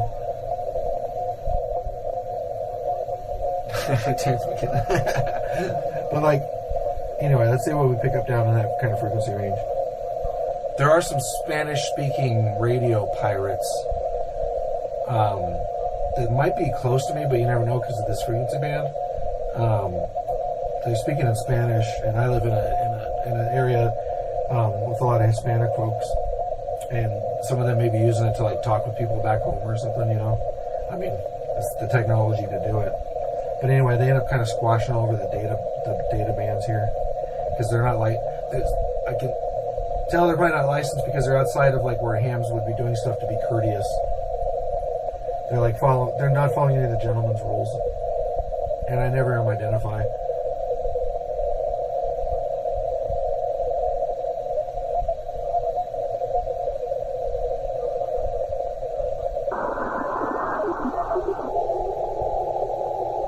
There's that mode. That's what I was talking about before. Hear that? Let's see if I can fine tune it.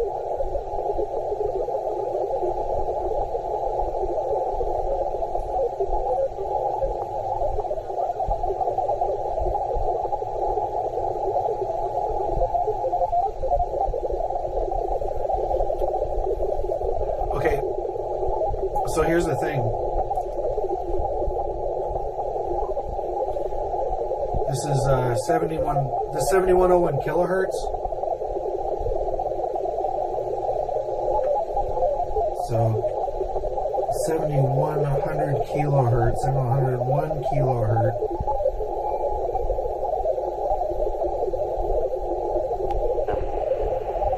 So I'm tuning in 10 hertz steps, 1 kilohertz. Yeah, because it's 1,000. So I'm tuning in 10 hertz steps. So if you think about the audio spectrum goes from 20 hertz to 20,000 kilohertz approximately. And a little slice of that that's 10 hertz wide is very, very small. And so if you're listening to a spectrum of just energy, and something exists right here, let's pretend the spectrum goes left to right, right? Like higher to lower. Praise Bob.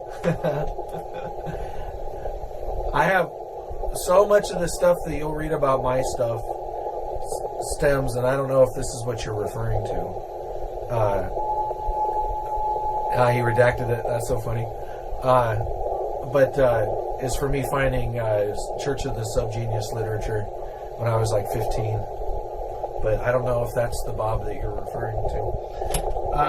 Anyway, on an audio frequency range, right, from like left to right or high to low, if like a little laser beam or like a high density little strip of energy exists somewhere on that range, when you tune to it, you're putting on these filters like this, and so you're deciding to capture less and less of that range around the thing that you're trying to hone in on, right?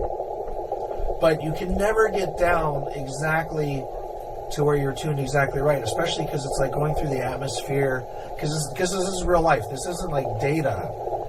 So it's going through the atmosphere, and like it's getting fucked up by the air and by the ionosphere, and you know, going in circles and doing all kinds of stuff, right?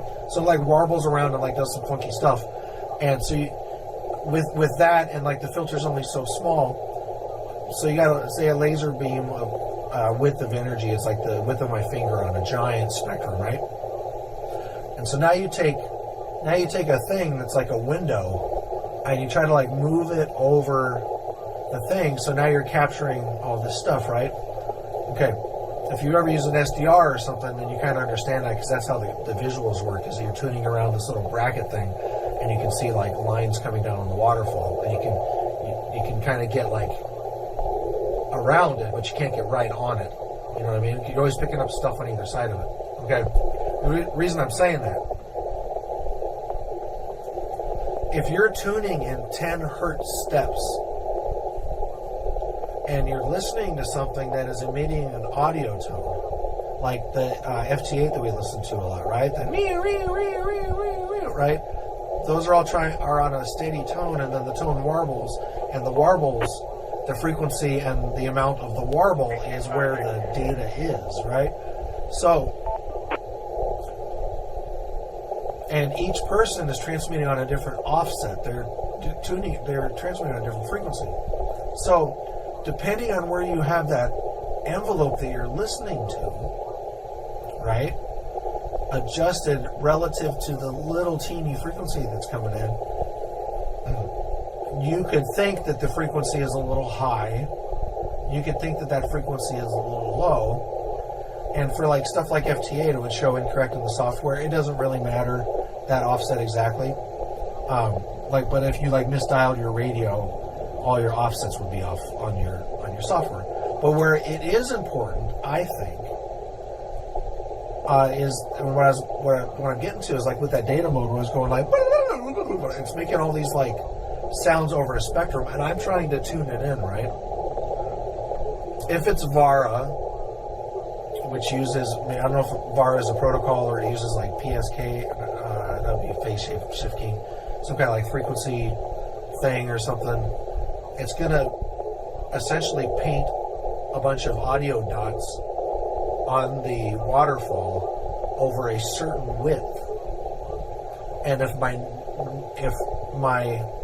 so instead of one laser beam, it's like a bunch of little dots. And if my thing is too narrow, I might be listening to it and I'm only picking up like these little bits that fall within here when there's stuff out here and there's stuff out here. And I don't know if it's I don't know what the center frequency of that is. Like Morse code, I don't know what Morse code is either, geez, but like Morse code must be like around 1,500 hertz, but it's like a doot, but it's like a certain frequency, and so you know if you're right on the center of the frequency. And so like a layman's way of saying it with that mode that's going like, I don't know if it's supposed to sound like or like a, because it's like really high in frequency relative to that band, and you're tuning it up and down in 10 hertz steps. So you're tuning out these little teeny steps, and that's why when you pick up a voice communication, like let's go there real quick. When you're picking up a voice communication that's in single sideband, it's also calculating the person's voice because it's compressed relative to the bottom frequency. So it's like if the bottom frequency is here and it's shooting upward, low frequency sounds like if I'm talking like this, those are going to modulate down here, like an EQ or any kind of graphic equalizer you've ever seen. And then on the high end, you know, the high-pitched stuff, or if I'm talking like this, it's going to be higher on the top, right? But if I'm misaligned, then relatively that's going to be off. So like a high-pitched voice could sound low because I'm off, and then a low-pitched voice would sound so low that maybe I don't even hear it. Or if you go the opposite way, a low-pitched voice would sound high, and a high-pitched voice would be like off the chart, maybe you wouldn't hear it. It would be like out of band, right? Out of the little the band you're listening to. It's my layman's explanation of it. But I'll show you an example of that, and that's why even in single sideband, if I tune to the real fine mode, when I tune up and down, their voice actually changes in pitch because I'm sliding up and down in the envelope, and because I don't know them and I don't know what their voice sounds like, and if it's a deep voice, I assume it's a man, and so then I can try to tune around. Well, is this the tenor of his voice? Is this the tenor of his voice? Hey, when he talks, does he talk like this? Is this what it is? Right? And the difference between me talking like this and the difference between me talking in this type of tonality or like this is tens and tens and tens of hertz. So that's, yeah, it's kind of a neat thing about the technology, so about the way it works. So let's see, I'll find it again.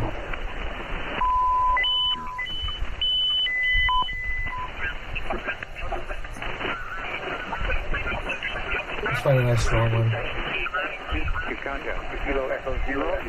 And then you hope the frequency number's even. Like this is 7.170, 7170.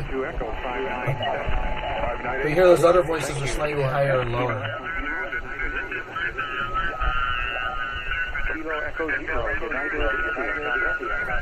Because people are doing contests, there's also a bunch of people talking, and frequencies are right near each other, right? Kilowatt Echo 0. So let's listen to this guy, and I'm going to tune slowly up the frequency range. I'm only going to tune up while he's talking. Kilo Fox 8 Alpha Sugar Echo. Kilo Fox 8 Alpha Sugar Echo.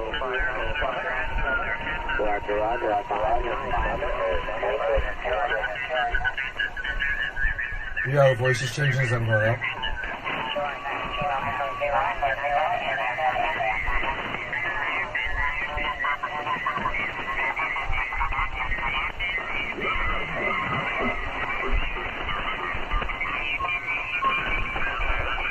There's a lot of conversations happening in there.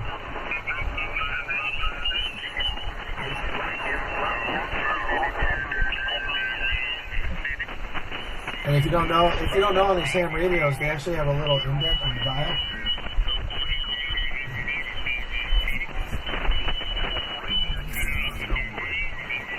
I don't know why I'm so excited about showing this. I don't know if anybody cares, but it's interesting to me, and the camera's on. So, but these ham radios have a little, an indent right here for sticking your finger in and doing this.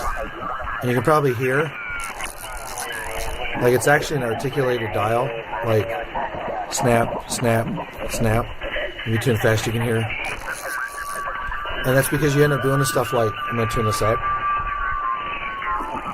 It'll be like, especially if you're trying to tune fast. Like I'm trying to find that Spanish voice. Not that loud one. There's another one in there. There it is. Oh, it's way down there, see? But it's like,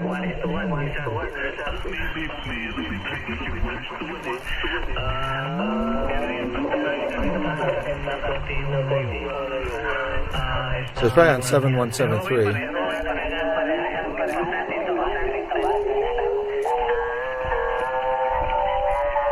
See how the voice goes higher in pitch? Because like the envelope's switching.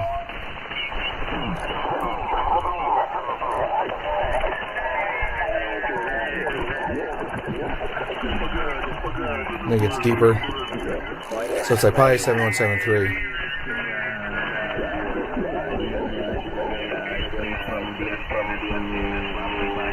Now we can hear a lot of people on both sides talking. You hear the higher pitched voices and the lower pitched voices, and that's where you put on a filter, and hopefully that gets some. But this is just like sound engineering. If you do music or anything, it's the same shit. I don't particularly like the tonality of this, so I don't use this filter a lot.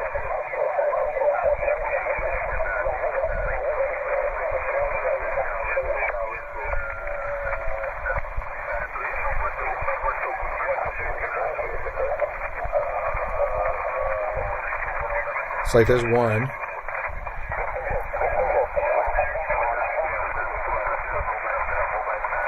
Let's see.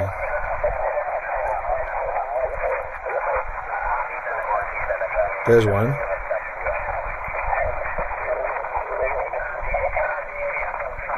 That sounds like Spanish. There's a strong one.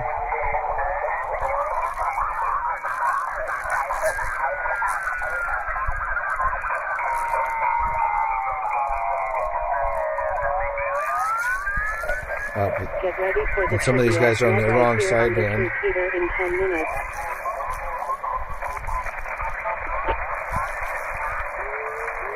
Anyway, I end up doing a lot of mad tuning through here just to whip through the frequency band real quick. Or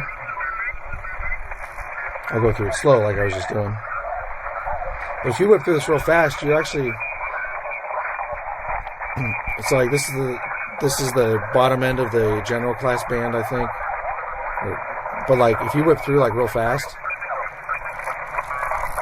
like in all this, those are all different conversations that like you missed. Like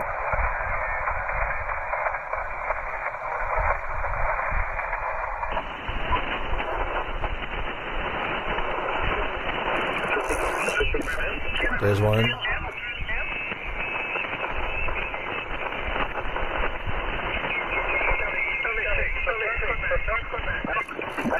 There's one. You get used to tuning this really fast. And like everything they tell you about audio, like music and stuff, they're like, mix with your ears. Don't worry about what the graph says. And it's like, yeah, listen with your ears, man. Like, I would wear headphones right now if I was really trying to listen for something. There's one. There's one.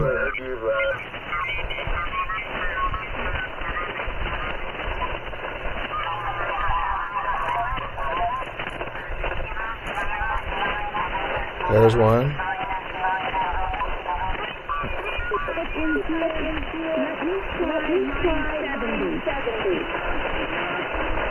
There's one. Sounds like a lady. First I thought it was a kid, but too articulate. The kid doesn't sound like a kid. There's one.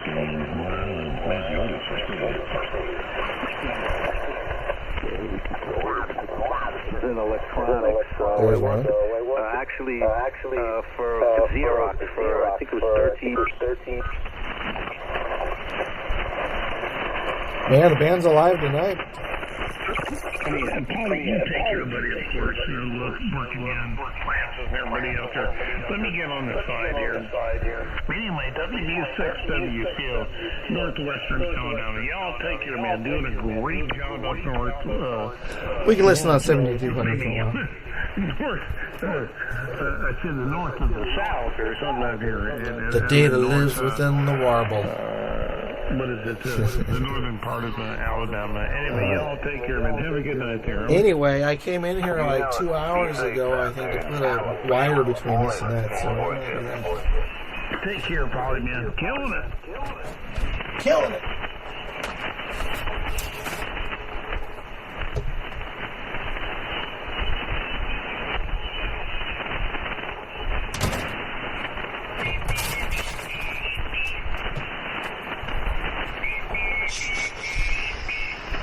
I don't know if I brought the cable out before I was moving some stuff.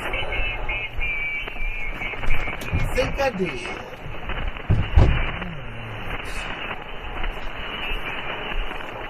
Right. Back in flash.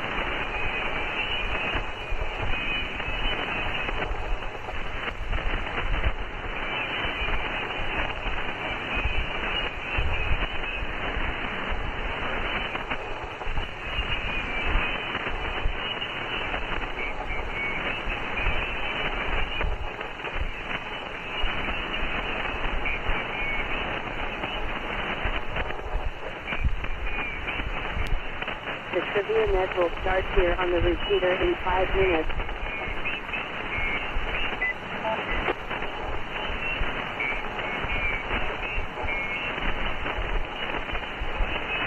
Smoking, no joking.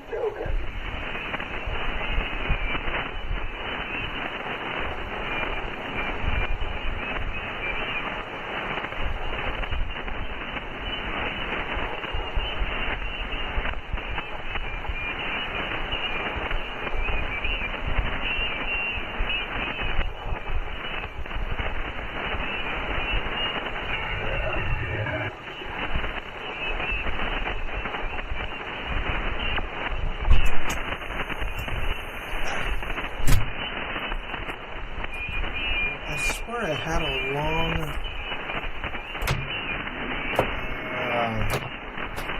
DisplayPort cable somewhere. That's HDMI. That's the old cable. This is hooked up with DisplayPort right now, which means that needs HDMI. Okay, fine. What do we have for HDMI? This will not be long enough. I am positive, but I'm going to try it anyway. And actually, how long is that HDMI cable that's behind there? AFK for a spell says vote the robot. Did you ever think? I work in cybersecurity. I don't like saying cybersecurity since I don't even know why I started saying that recently. Because I would say I work in InfoSec. It sounds cooler. Cybersecurity's for normies. But, you know, like, when you're on a web page and you're feverishly trying to demonstrate that you are not a robot, who or what is verifying that?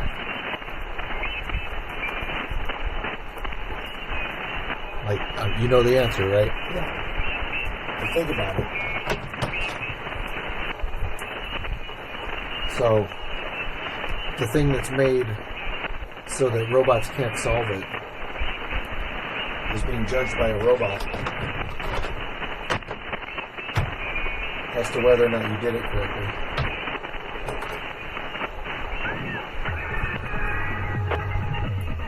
Uh-oh. Here we go, 7200's heating up.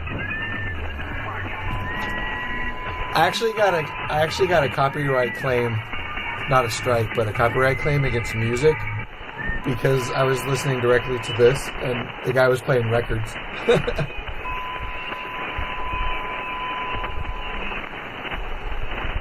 I don't know if people are purposely tuning up on that frequency now, but I started hearing music, so it started sounding like there might be some pirate stuff going on.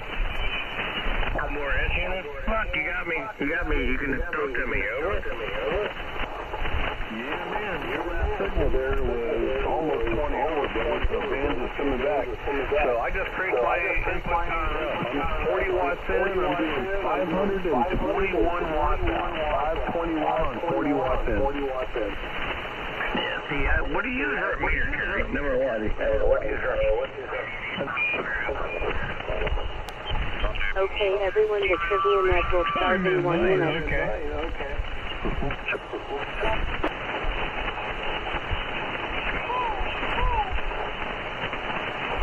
It's like 500 watts. Humans are just lifting the seat for robots. Yeah. Yeah. We're the physical things that can actually make things happen in the real world. Like, we're the actual necessary agents. I thought I heard somebody go like, woo! Oh, let's heard it again. So, once this channel becomes like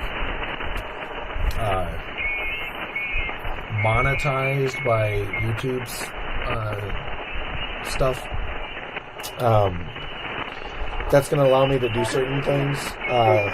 One of the things is completely against everything that I stand for, so I won't do, which is to place advertisements and stuff. So you don't have to worry about that. But once this channel, I think, gets to 1,000 subscribers, I think, then I'll be able to do super chats. And if I'm able to do super chats, then I'll be able to have it trigger things. And if I can have it tied to super chat stuff, like, I don't really care about, like, doing a thing and whipping up a bunch of people to, like, donate money to me or whatever, like people do. But because I can stream this to Twitch also, I'm gonna start setting up some, like, things that, like, you when you're watching it can, like, trigger certain things to happen. Like this box right here on the wall, for example, is a MIDI to DMX controller, and when I have my full rig in here, this controls this DMX light via MIDI when I'm playing my keyboard and stuff. But I'm gonna get another one of these that'll hook up to this computer, which is doing the streaming, and then you'd be able to control things via DMX. One of the other things you'd be able to do is control the frequency that this radio is tuned to. Well, I'm not going to put in controls and stuff that would, like, allow you to transmit, obviously, for obvious reasons. But I could have a thing where, like, if somebody knew something was going on, somebody could, like, do a thing and, like, change the frequency, like, when I'm not around. And that way, you guys can contribute to what's going on this. You know what I mean? So I've had some other, like, kind of silly ideas for things that I may or may not do. But that's one of the things I'm thinking of when this channel gets to that point. I'm not planning on doing, like, things where I, like, keep things from people because I can, because of the membership levels and all that crap. But to be able to have something that's interactive, I think personally, if it was something where, like if you as the audience member, or anybody that's playing along, like, just had to throw, like, a quarter into the machine, you know, then it's like, it's more motivating to me on some end, even though that's, like, it's not any amount of money at all. Like, it doesn't even matter. We're talking about, like, you know, $1 here and there.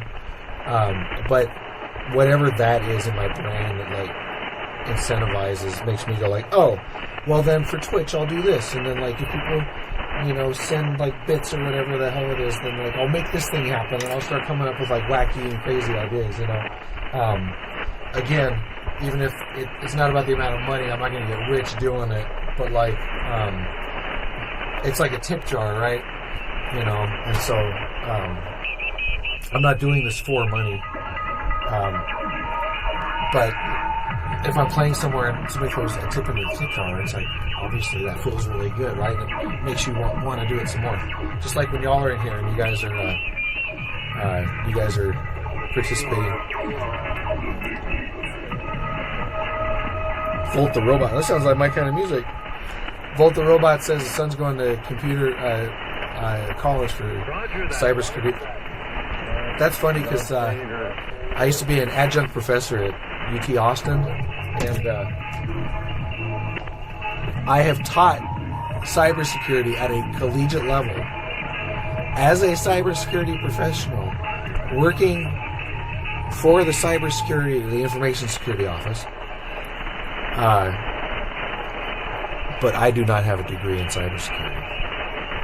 I have a whole bunch of letters after my name of all the certifications and crap that I have that represent more than the knowledge and stuff of the college education or, you know, whatever. But I don't have a degree in cybersecurity, and it was funny because they were starting up a cybersecurity program. And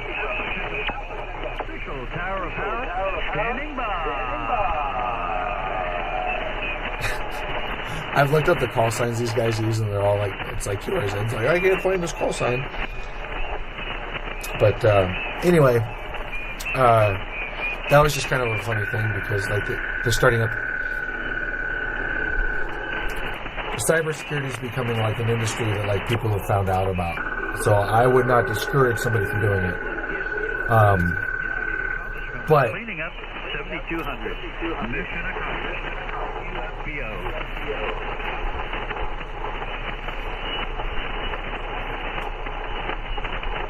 I think the band's coming back, and I think 7200 is going to get pretty interesting tonight. So I might hang out here longer tonight than I was planning.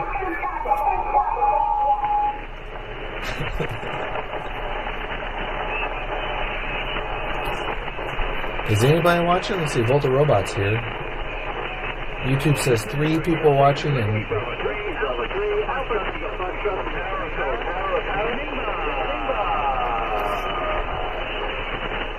yeah, what was that call sign?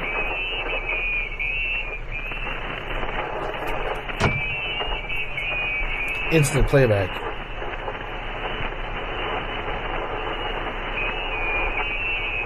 So I said,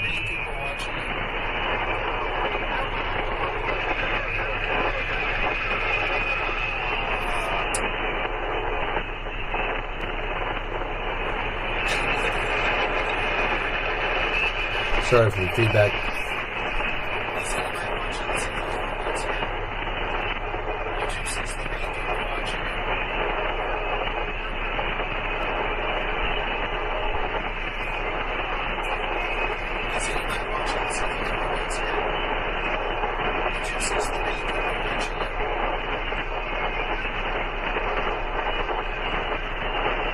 Alpha Kilo Foxtrot. Alpha Kilo Foxtrot, AKF, but I can't catch the prefix. If you catch the prefix of that tower of power and put it in here, I want to look it up on QRZ. Jump. What did I say? Alpha Kilo Foxtrot, AKF.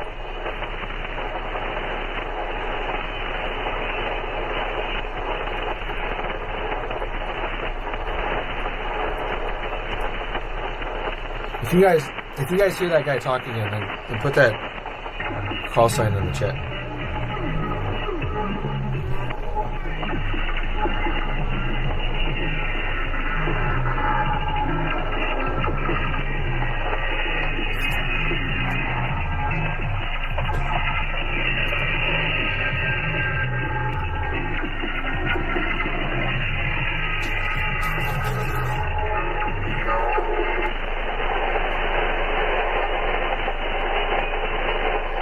Well, that one didn't last very long.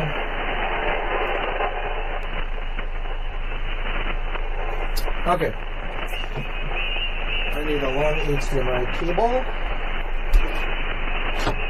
And I need to run USB all the way across. And between these two, I should be able to do that. This one. And this one. And this one, if that one doesn't work. Long HDMI cable.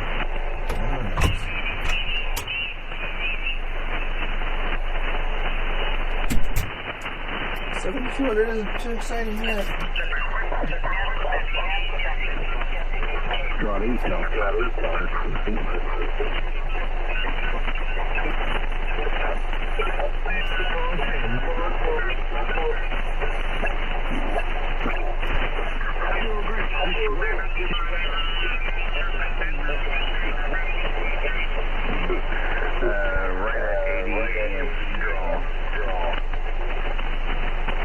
Right.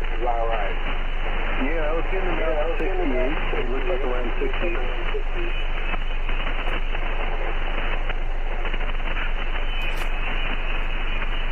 We can check on 7.2 later. Let's put the squealies back on.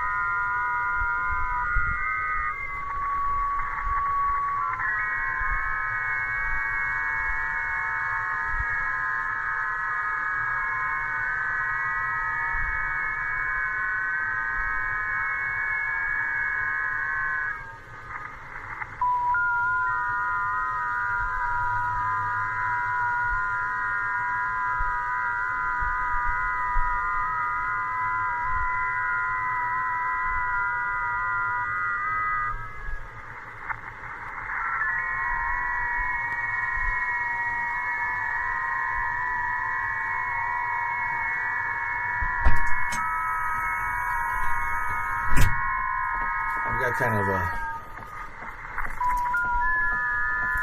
HDMI thing because I got a bunch of like kind of standard length ones, and then I got a bunch that are like really long, like fiber optic ones that are like 50 feet, 100 feet. And I obviously don't need that for that. And what I would normally do in that kind of situation is like I did with the Starlink stuff back there, which I don't know if you can see. Yeah, it's behind the radio output there, but like my Starlink thing came with like a whole giant long Ethernet cable, and so it's just coiled up and stuck to the wall.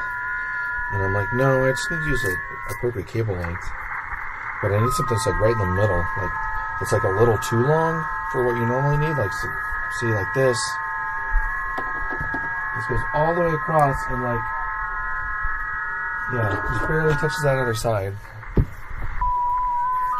That must be like 6-foot cable. See, so I got plenty that are like that length, and I got a bunch that are like a gazillion feet long.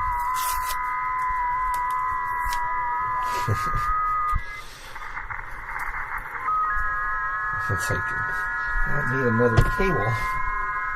We don't need another cable.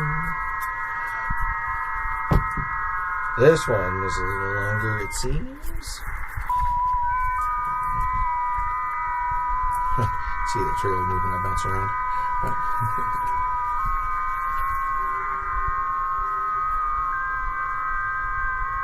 Okay, this one would work, but this is a heavier cable, which might cause its own problems. Okay, let's see. Can I hook up two displays? So I had a problem at my live show at the Neon Possum. I was trying to hook up a second display to this, and I could not get it to come on, and I didn't know if it was the cable, because I only brought one of those super long cables. I didn't know if it was the cable, or if it was this computer maybe isn't capable of putting out to both displays at once or something, right? But there's no way to check it because I only had one cable, and so I couldn't run my projector. And what I wanted to do is have the secondary display of this at my live show showing like the map and all that kind of stuff, and then I was going to do some like ham radio stuff live and like demonstrate it to people.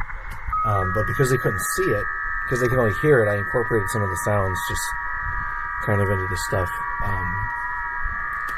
in sort of a general way, which I'm going to do more in a more planned and what you'd say sophisticated way, whatever, in the future. But I couldn't do any like live like ham radio demonstration stuff because people could only hear it, so it's like, you know, they can't. It's neat to see the map and everything, right? So we're gonna find out now. In fact, I'm not gonna run this all special. I'm just gonna. My philosophy is we make it work and then we make it look pretty. So what operating is on the? Yeah, dude, that's the thing. Yeah, so it says it says that it supports multiple monitors. It's Windows, and in fact, it showed the second display. And then, you know, I tried mirroring it, I tried extending it, you know, and like, it said that it had the display attached, and it recognized it actually as the display. So, like, there was some other issue going on.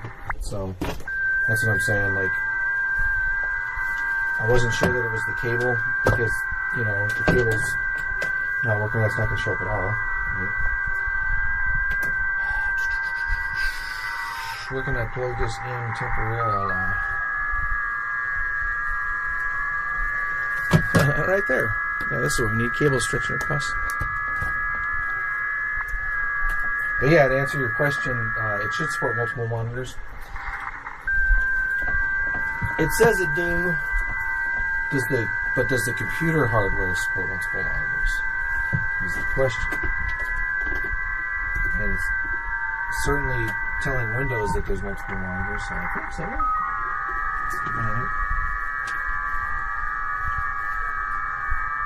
Let's see.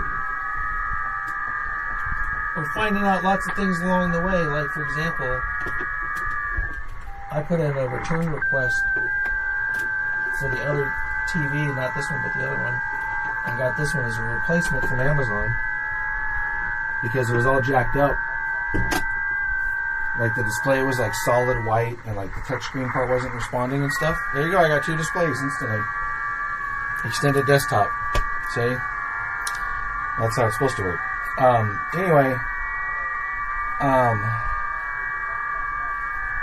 but then what I turned off this monitor and turned it back on again and it was fine. And what I realized is this radio here that feeds the 2 meters signal. Dublin. This one. RC 1960s pop singer Sonny. That one, when I transmit at full power on UHF, like 440 megahertz, it makes this monitor go like rah, and the antenna's like over there. It's not inside here; it's out there. This roof has like a little bit of metal in it, you know, but yeah. See, I got another monitor. Great, fantastic. Okay, so if USB works.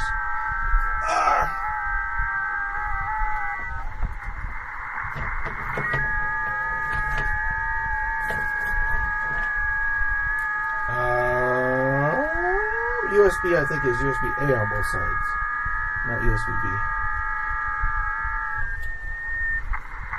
Okay, that's just the power supply cable being loose. That's okay. Out of range is something it does because it's a cheap monitor, I think. I think it's very good.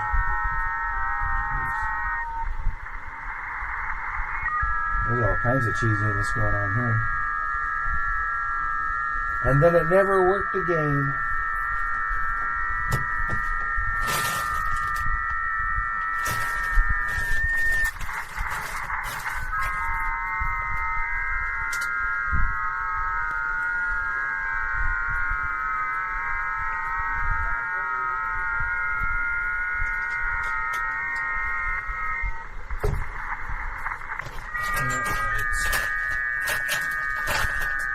USB cable for the TV.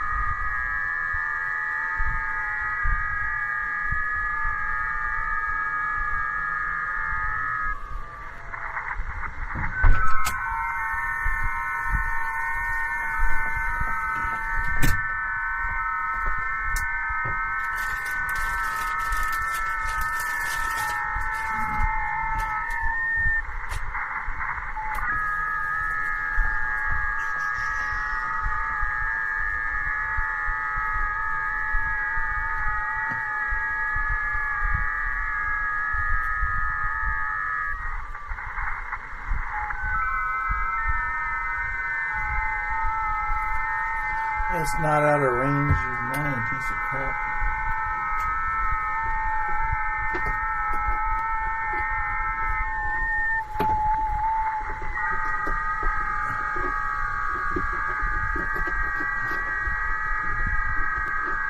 Yeah, this kind of stuff is so annoying.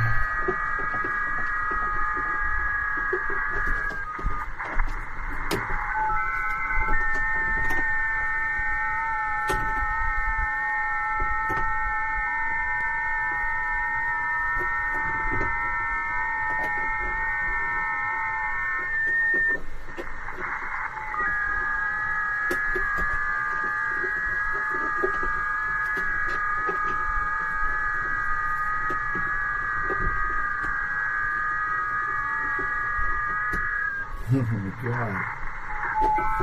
Jesus. Fuck.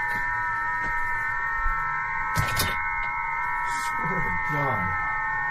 This cable wants to twist, so as I'm trying to put it into the jack, it's like twisting just slightly back there, and I can't exactly see it.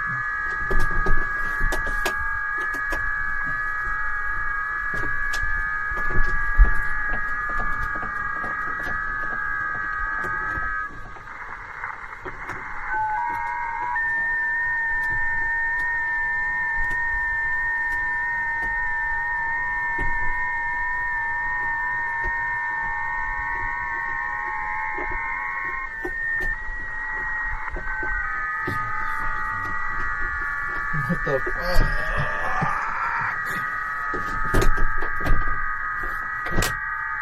Jesus.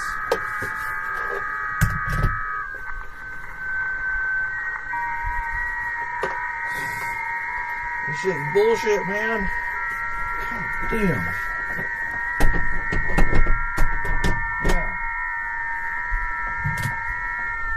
Yeah. Ugh. Okay. Retrieve the cable angrily through. Go ahead and play something else in the back of the TV. Ha!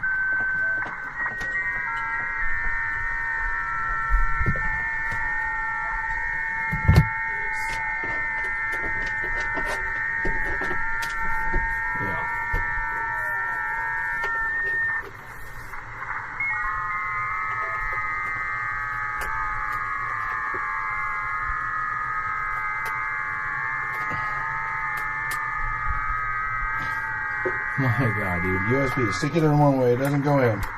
Stick it in the other way, it doesn't go in. Stick it in the third way, it doesn't go in. Fourth way, it went in. Oh my gosh. Alright.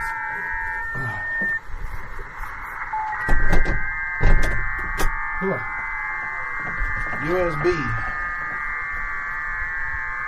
Let's see if our extender works. It's just USB 2.0 for control stuff. So, shouldn't be a big deal. This is a USB 3 extender, allegedly, from Amazon.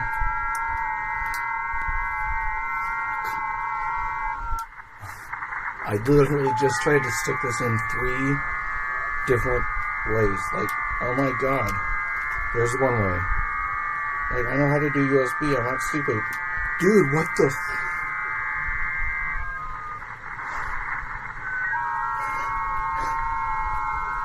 it... God. That makes you wonder if it's like bent or something when it doesn't go in like that. Alright. Wish us luck. Here we go. So the computer's going to basically think it has 3 mice attached to it.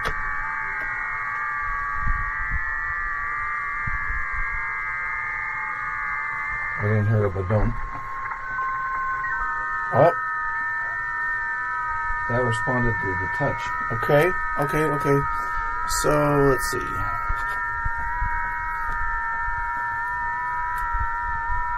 I think...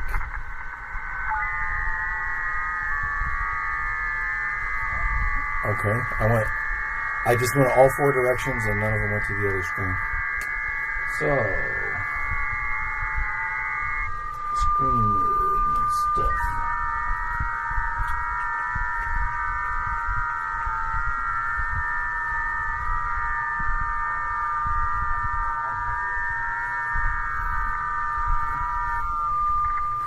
display.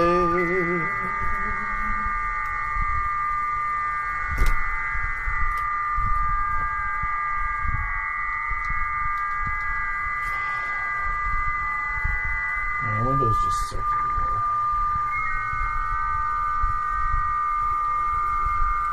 Display settings. Alright.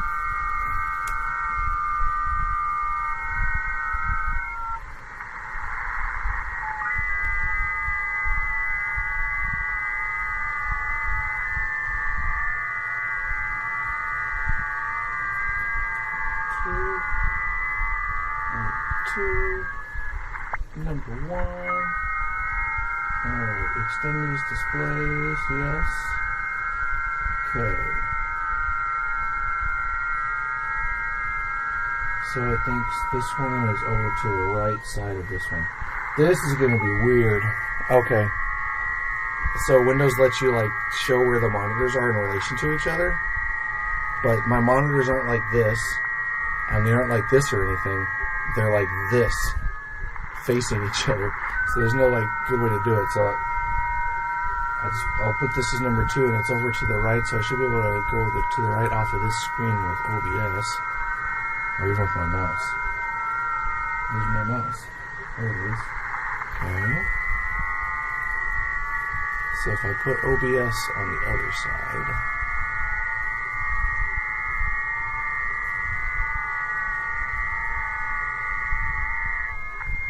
Okay, that's the other way. That's the opposite direction, wasn't that? I literally just had that up on the screen.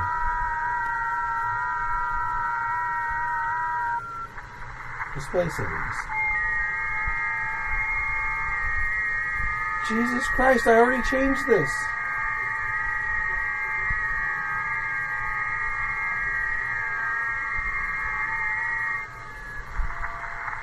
Number 1 is my main display. Yeah. Okay, apply again. Okay, so I should go to the right.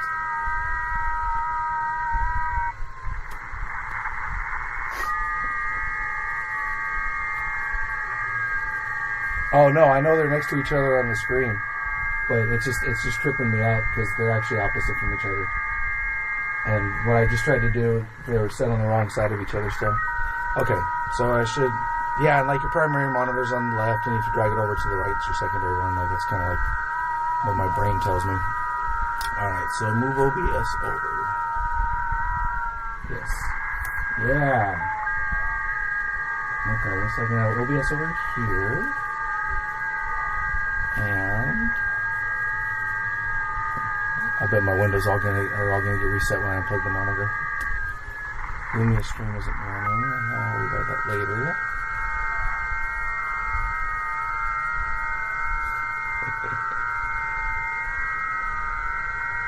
Let's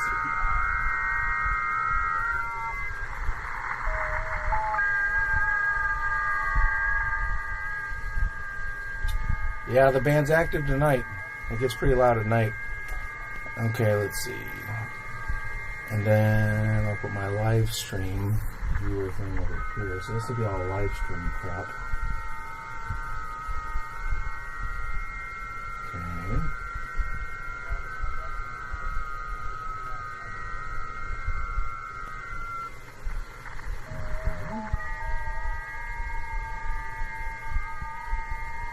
Okay. Then I can have this just be my radio stuff. Yeah, this works a lot better. I'm feeling better about this already.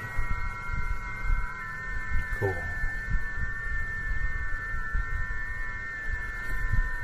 I want to do OBS stuff.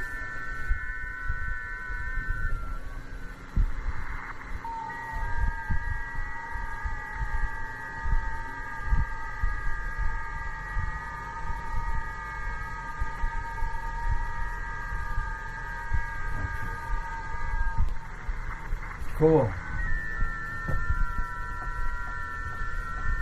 Okay, so we know it works.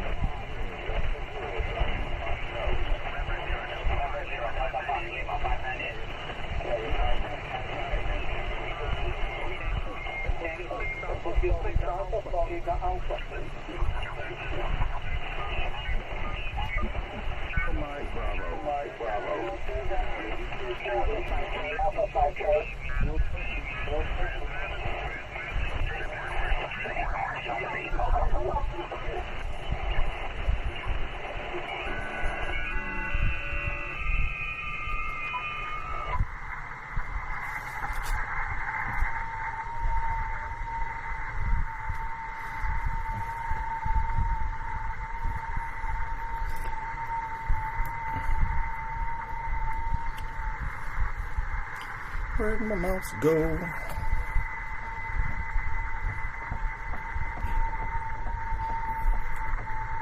I'll put on JS8 call because it's a little less squealy.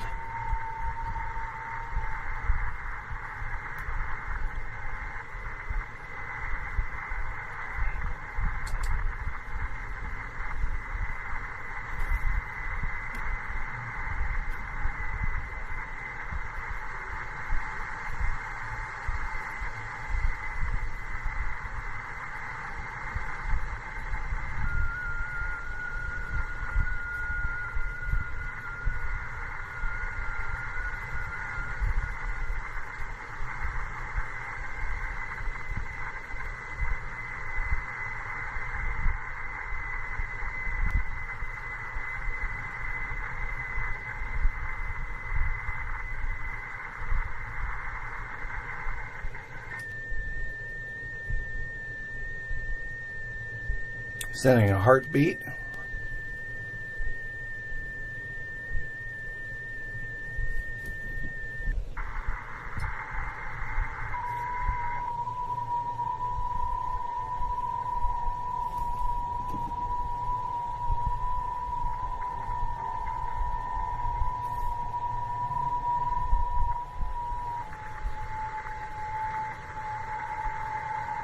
Nice. I got one reply.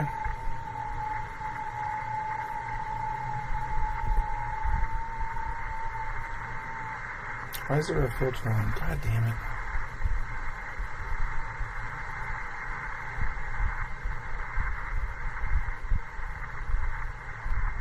Alright, nice. A lot of heartbeat replies.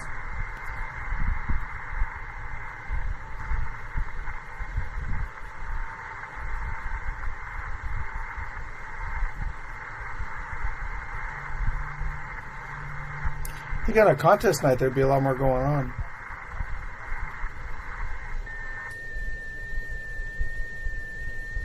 Somebody sent a heartbeat, so it looks like I'm replying to it.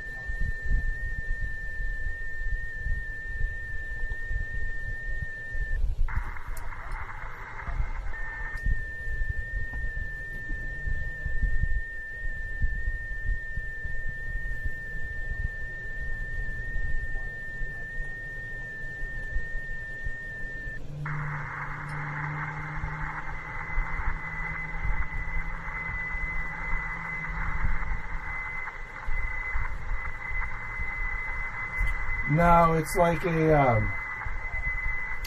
Volt the Robot says, what kind of contest? No, it's like ham radio contests on these frequency bands are basically contests of like how many different contacts we can make within a certain period of time. So there'll be like a 24-hour period or a weekend or something, and it's basically how many stations can I call. So that's when you hear those guys over there and like KC5123 contact. Casey Roll will contact 5959. They're just giving each other signal reports and just whipping out as many, like it's like speed dating, but for ham radio. And then you get different points, and like Field Day is a big one. That was on June 28th. You get extra points, for example, if you like run a portable operation like this is, or if it's battery powered / emergency power, things like that. What's going on? Who am I? I'm sending out lots of. Okay, I have my radio tuned where it'll reply to people sending a heartbeat. So, and JSA calls a little different. Yeah. And a big thing in ham radio is people logging the call signs. There's different contests like Worked All States. WAS is one. They're like awards you can win. Worked All Continents. Work. So that's why. That's why in FT8, the other software that I had running in that mode, with all the squealies, that's why they always give their grid locator and like these guys do too. Like you'll see like on the line right above the red line, it says like heartbeat CM87. So if you look up Maidenhead grid locator, oh, this is going to be weird because why isn't that responding to touch now? Alright. Anyway.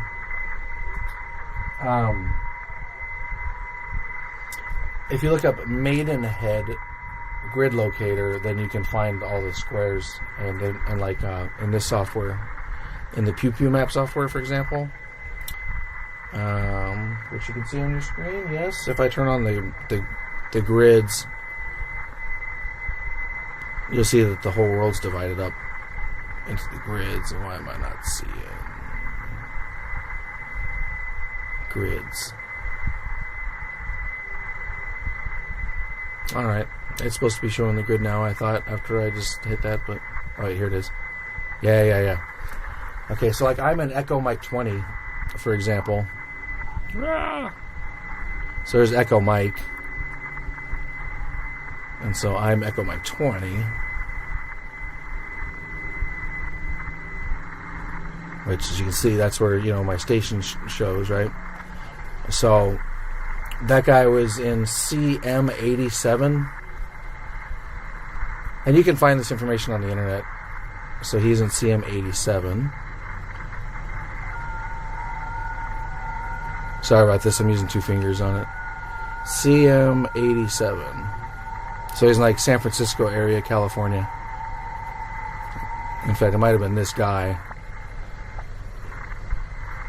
So that's what that means, and yeah, there's like contests where people like try to what the hell? Oh my god, trying to get as many grid squares as possible, all that kind of stuff. Oh jeez, it thinks the mouse button's being held down, so now the mouse is stuck. Oh my god, why are you doing this?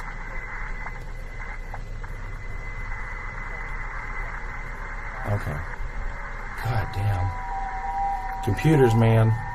Okay, I'm gonna turn those off. But yeah, so everything gives their location, and that's how these dots and stuff, that's part of how they're able to show up where they are on this. And so I'll turn them off. So when these guys send out a heartbeat, that's basically saying, hey, can anybody out there hear me?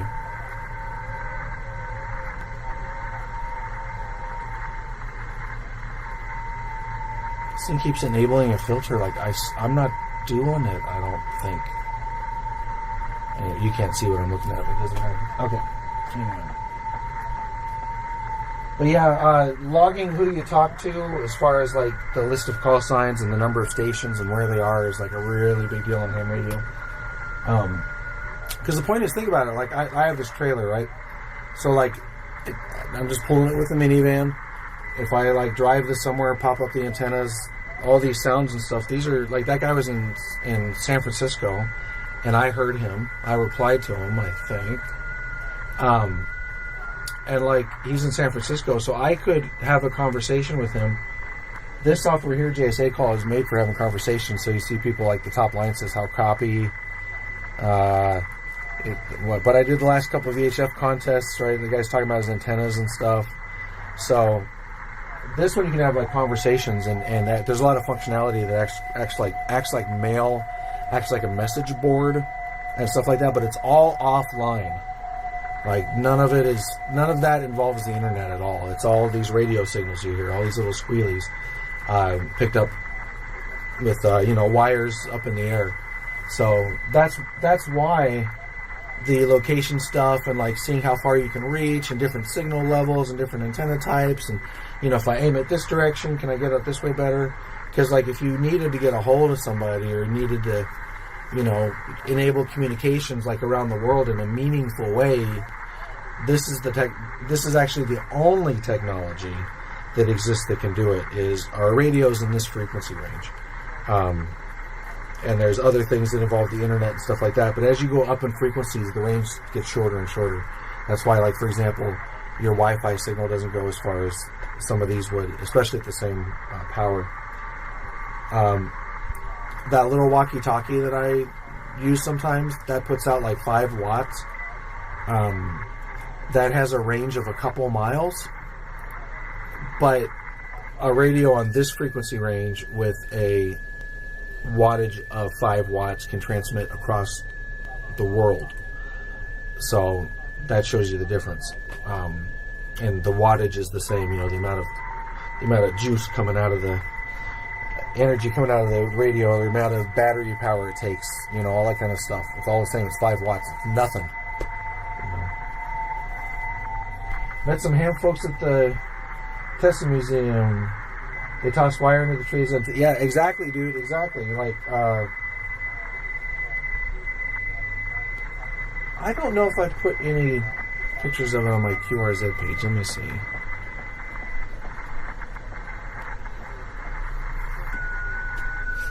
So now the touch is working for one monitor, not the other one. It's like, come on, man. Come on, man. Alright, well, it was working before. So this is going to be weird. I might have to switch sides. Move my keyboard over or something, because now my keyboard's over here, but the window I want to chat in's over there. So...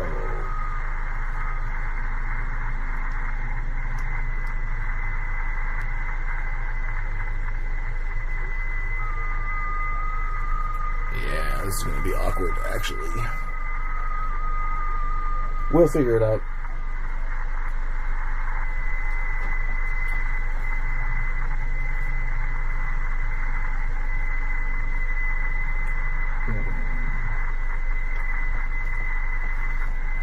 QRZ. Let's see. I'm seeing if I have pictures in a place where you can see them, but the antenna that you're hearing all this on and I'm talking to people with is wires up in a tree, essentially. Mine are up on painters push poles, so it can be deployed quickly, but it's the same thing.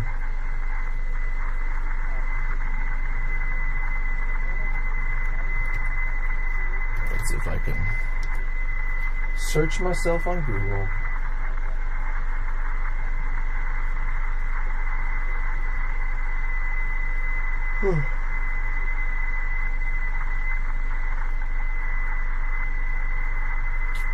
Maybe I'll have a picture of the trailer.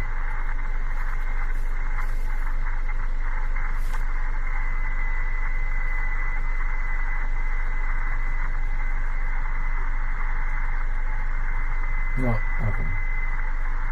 I bet I got a picture in here. Wait, I can take a picture right out the door. Hold on a second. Look at this. Do your OnlyFans models take pictures right in front of you and then send them to you? Like I do? Well, yeah, I guess they do, don't they? Okay, hold on a second. It's dark, but I'm going to take a picture. Let me try. Yeah.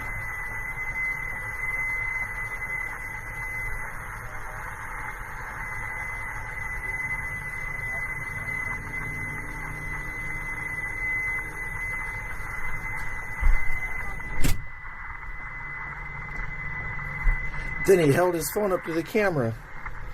Yeah, so...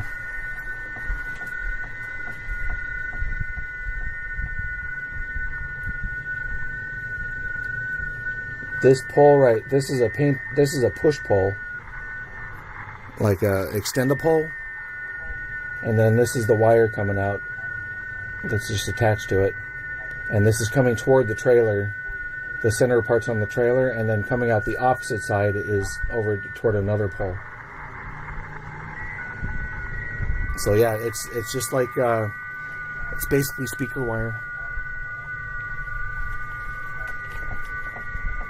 And like I'm picking up all these people.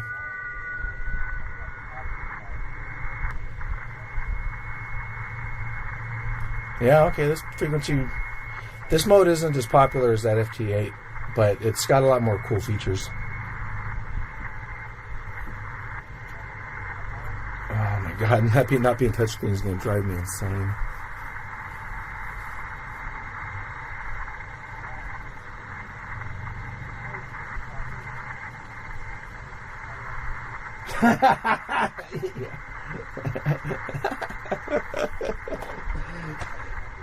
Let's see.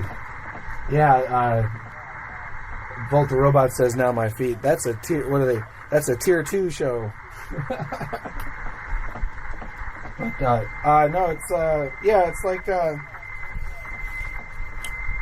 In fact, this one is just that red and black hookup wire. You can get what is it? 14 gauge.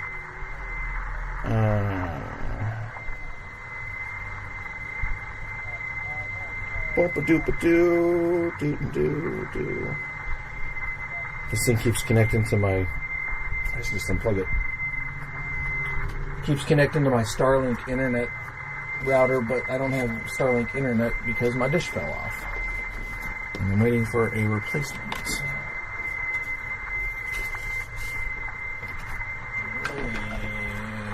And if I unplug the router, then I won't try anymore. Okay.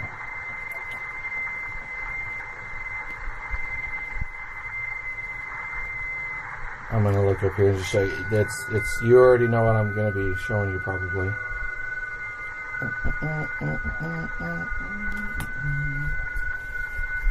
Yeah, insulated 14, 16 gauge wire, hookup wire. If you look up hookup wire, it's not expensive. It is not expensive at all. Come on.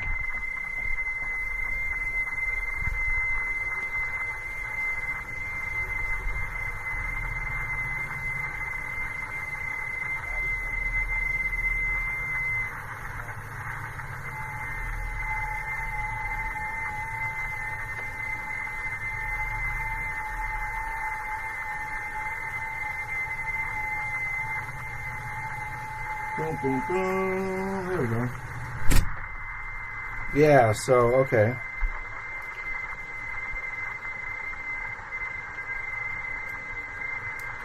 My internet's sucking now.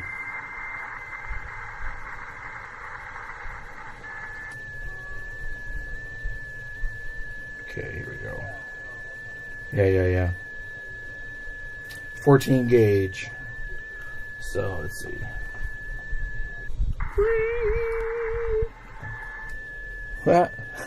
360 camera. I know this kind of sucks looking at it, but it's like, let's see. Fuck. So like this wire right here, it's just your red and black wire. It looks like, this picture makes it look like it's solid, but it's stranded. I guess it looks like it's stranded, right? Like, so 14 gauge. And like this spool of 100 feet is $17.50 with a 10% off coupon too.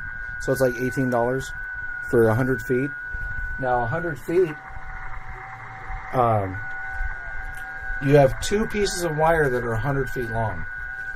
So with one spool, if you cut it at 66.33, right in that area. So you have a red and black wire that's 66 feet long and a red and black wire that's 33 feet long. The 33 feet one, you separate them from each other. You take a piece of coaxial cable that's right for your radio, and you split it. You take the conductor part and the shielding part, and one wire attaches to the shield, one attaches to the center. One goes one direction, one goes the other direction. The center one's the most important. So try to put that one up if you can, or over if it's a dipole like this. You can look up how to make a dipole antenna, simple dipole antenna. Anyway, if you cut it like that, it's 100 feet long. So if you cut it at 66.33, then you end up with a 40 meter and an 80 meter dipole antenna. Because 80 meter dipole antenna is about 66 feet on both sides, and a 40 meter one like the one here is about 33 feet on both sides. So that one spool can make two different dipole antennas. If you're making an antenna for 20 meters, which is the other frequency I switch to sometimes, it's always really busy, those wires are half that length, so you only need like 15 feet two different wires that are about 15, 16 feet. So yeah. Look up simple wire dipole. And for receiving, it's not so important. It does help to be really close to the frequency you want because that helps keep out other noise. But for transmitting, it's really important that it's the right length. But you don't need to worry about that if you're just listening. And don't put the antenna like near a computer, near electronic stuff. Okay. I'm going to see what these guys are talking about. I think I'm going to go, I think the C is a decoy, since you've been doing all the Epstein stuff, Epstein material, I guess I'd call it. I'm going to go Delta. And, yeah, Bradford's not bad. I do kind of like the way that it sets apart from all the Bradleys out there. It's a little different. So, anyway, thanks, Alex. Back to that.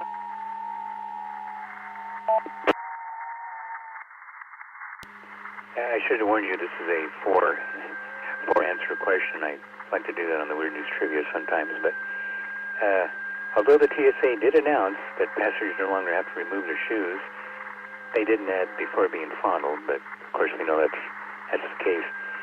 And you might find it's hard to believe the correct answer is B.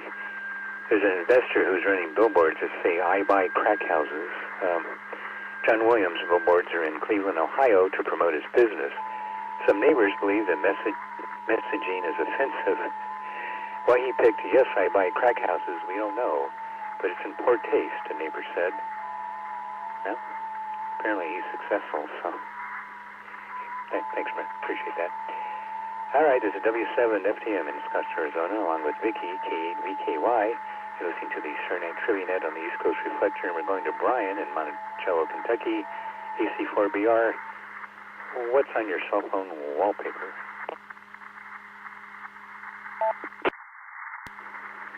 Good evening, Alex, Vicky, and everybody on the net. It's just a picture of the fiance and basically adopted daughter at this point. And when we made a trip to it's called Sugar Baby. It's a ice cream shop in Gatlinburg, Tennessee. It's delicious, but kind of hard on a guy that's a bit lactose intolerant. But sacrifices, you know how it is. Anyway, what's my question there, Alex?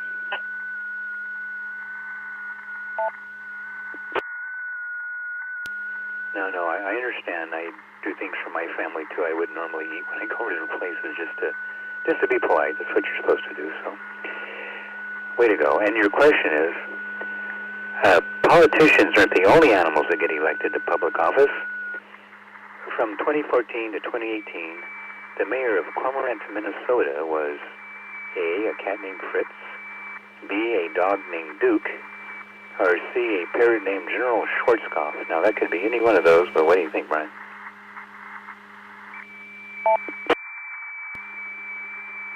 Well, that's a good question.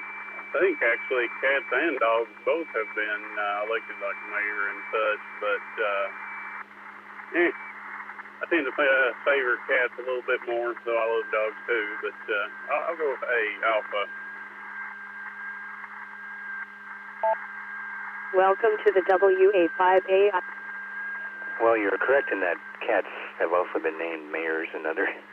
But in this case, it was a dog. Yeah, it was a dog named Duke. Yeah, the friendly Great Pyrenees was one of the most popular politicians in Minnesota, and he served from 2014 to 2018 as the mayor of Cormorant, Minnesota. So good for him. Thanks for playing, Brian. Let's go to Ray in Cody, Wyoming. Welcome back, Ray. KJ7RVB. What's on your cell phone wallpaper, pray tell?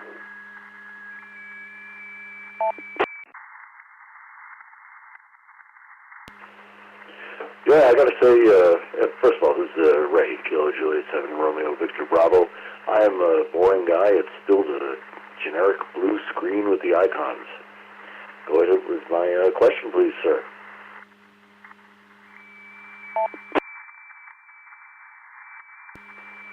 That's okay. I bet you use the phone creatively, though.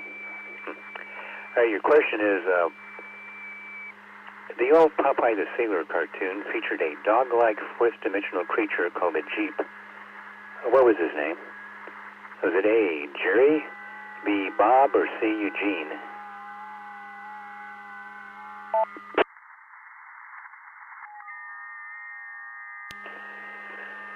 Okay, you caught me completely out of water with this one. I'm going to have to go with Eugene because the other two make sense. KJ7 RVB. That's right. That's right, Radium. With the ECR and hearing the central wall, you know how it works. And yeah, it's Eugene. Eugene the Jeep was in the Popeye the Sailor cartoon. And I like Popeye. He was the first cartoon vegan. The only things he ate were spinach and olive oil. But it wasn't extra virgin olive oil. Well, they had a baby named Sleepy, I think. So thanks, Ray. Timothy in Tillamook, Oregon, KK7NXV. Timothy, what's on your cell phone wallpaper, if you don't mind telling us?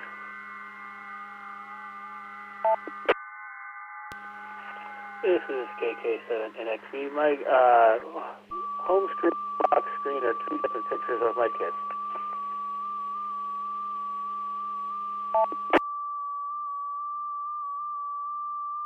All right, Tim got you down in the Family Man pictures, and your question is...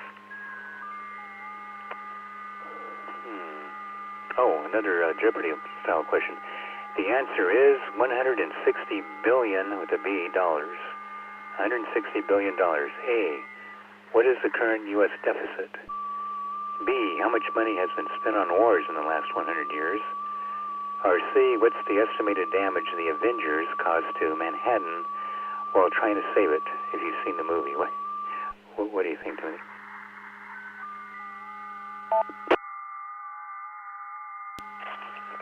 I'm going to go ahead and say Charlie. KK7NXV, thank you.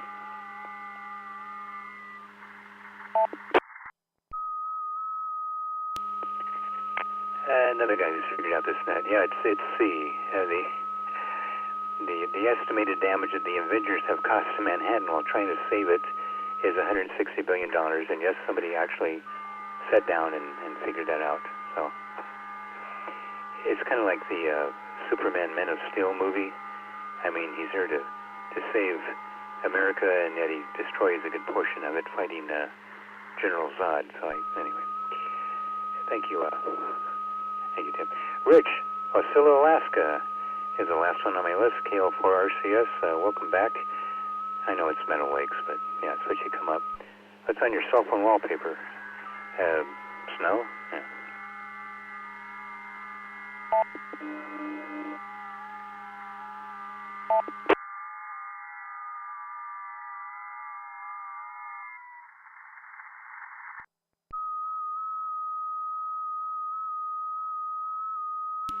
Didn't think you'd get called this quick, did you? Rich, Meadow Lakes, Alaska, KL4RCS.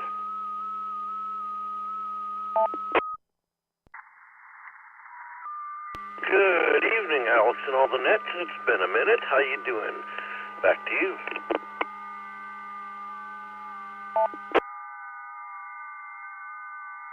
Okay, what was on that cell phone wallpaper?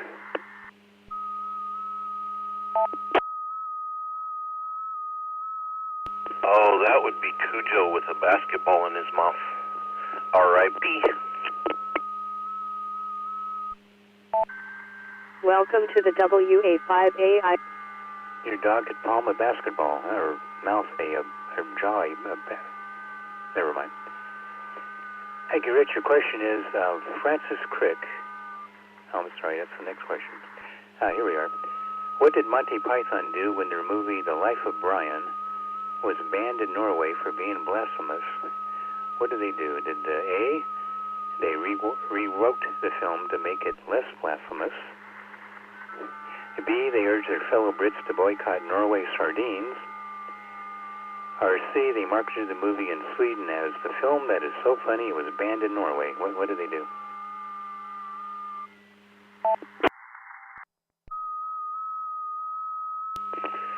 Well, Alex, I'm going to go with Charlie tonight.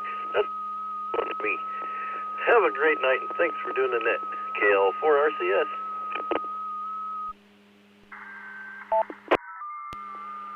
See, you know Monty Python, that's exactly what they did. They marketed the movie in Sweden as a film that is so funny. It was banned in Norway, and by the way, it worked. He did really well in Sweden. It's a funny movie. I don't think it's that blasphemous. There are plenty of other serious movies about Jesus that are more blasphemous than that. Anyway, we won't go there. Hold the robot. Thanks for coming. Taking more check-ins for the Saturday Night Trivia Net. Full call, thanks twice. I got Feedback City. KC1QPL, KC1QPL. But thanks for coming by. I appreciate it. Delta X-Ray Bravo, Kilo Juliet 5, Delta X-Ray Bravo.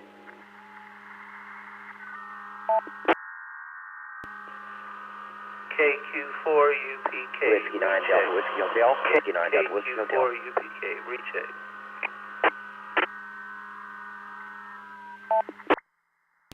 Charlie 7, Zulu Zulu Bravo. Kilo Charlie 7, Zulu Zulu Bravo.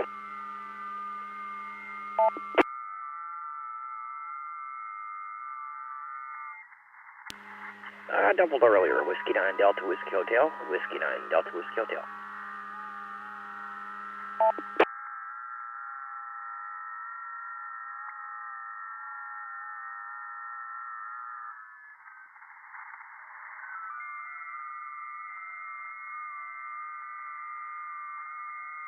Okay, hang on a second while we get caught up here.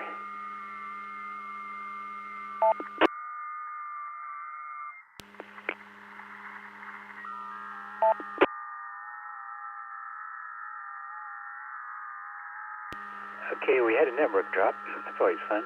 I did get Stephen Houston, N5ZUA. I got David in Owensboro, Kentucky, W9 DWH. I got Nicholas in Peabody, Massachusetts, KC1 and WZQ. I hope that was you, Nicholas. Anybody else? Try it again. Phone call signed phonetically twice, please. KC1QPL, Kilo Juliet 5, Delta X-Ray Bravo. Kilo Juliet 5, Delta X-Ray Bravo.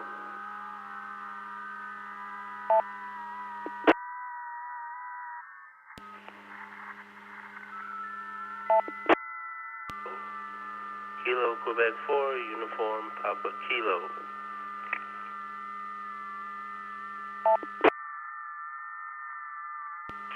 November 4, Oscar Alpha Golf. November 4, Oscar Alpha Golf.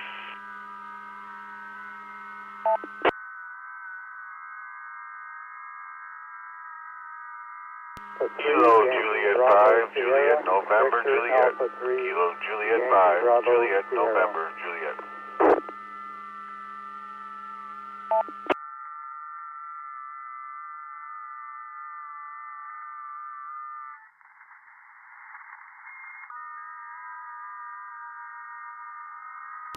Okay, I think we recovered from that network drop. Let's see, we have Frank in Sugarland. I got it right this time. KJ5DXB.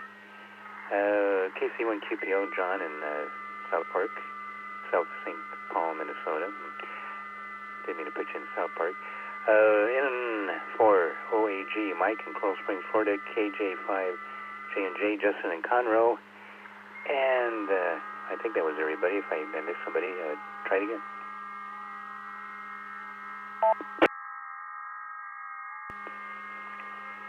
Kilo Quebec 4, Uniform Papa Kilo. Kilo Quebec 4, Uniform Papa Kilo.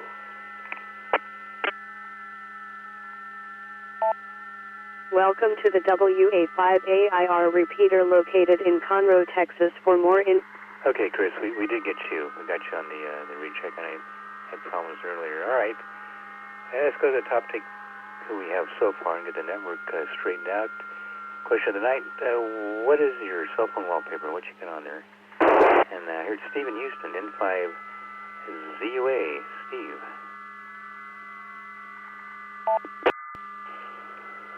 Well, good evening, Alex.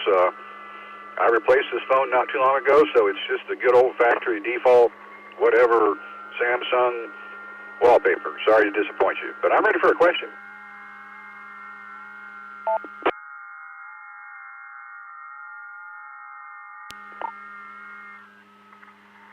Yeah, okay. I got you. Got you down for the default. Steve, question is, Francis Crick, the Nobel-winning father of modern genetics, that's what he's called, the Nobel Prize-winning father of modern genetics, took this supplement to help him deduce the double helix structure of DNA. What did he take? A, CoQ10, B, omega-3, or C, LSD?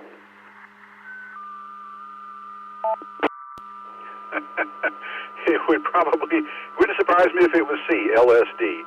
And sorry about the extra beeps on the note here. I'll fix that as soon as I disconnect. N5ZUA.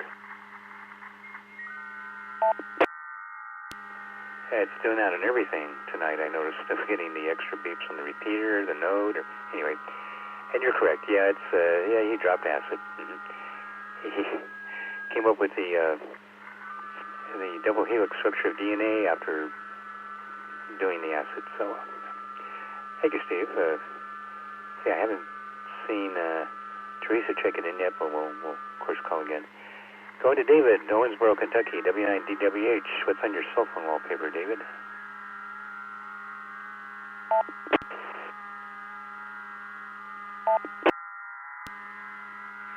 Good evening, Alex and everyone on the net. Well, we have some Hispanic friends that we're close with. Our kids play together, and so with the goings on of late, I have the Mexican flag on my phone to show my support. Go ahead.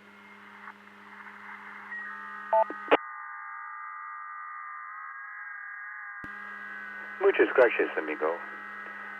Your question is, let's see, where are we?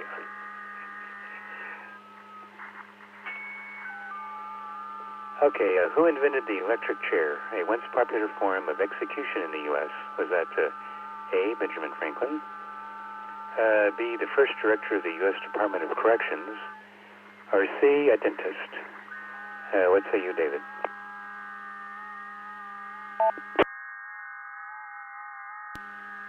And Donata.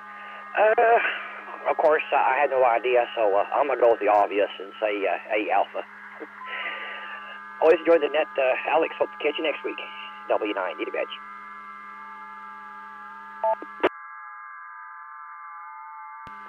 A good guess. He invented a lot of things with electricity. What was that, Tesla? Anyway. Now, the electric chair was invented by a dentist, Alfred Southwick. Came up with the idea, which was based on a chair he used at his dental practice. So enjoy your next dental appointment, David. Thanks. Thanks for being there, buddy. All right, let's go to Frank, Sugarland, Texas, KJ5DXP. Frank, what's on your cell phone wallpaper?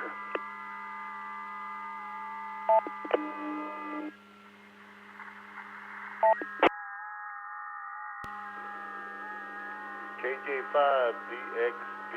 Good evening to you, Alex, Vicky, and everybody. I have a picture of the moon on my cell phone, the full moon. Back to you, sir. Ready for a question.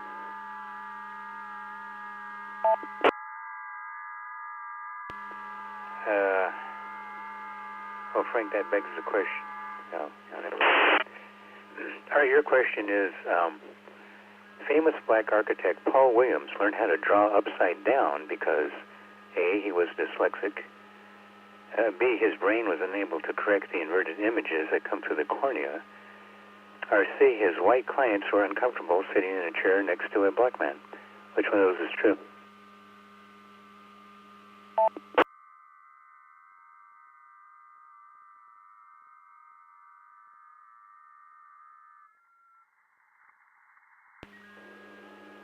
I think I'll go with B, Bravo, on that one, Alex. Thank you for the check-in, and have a good evening, sir. KJ5DXP, back to you.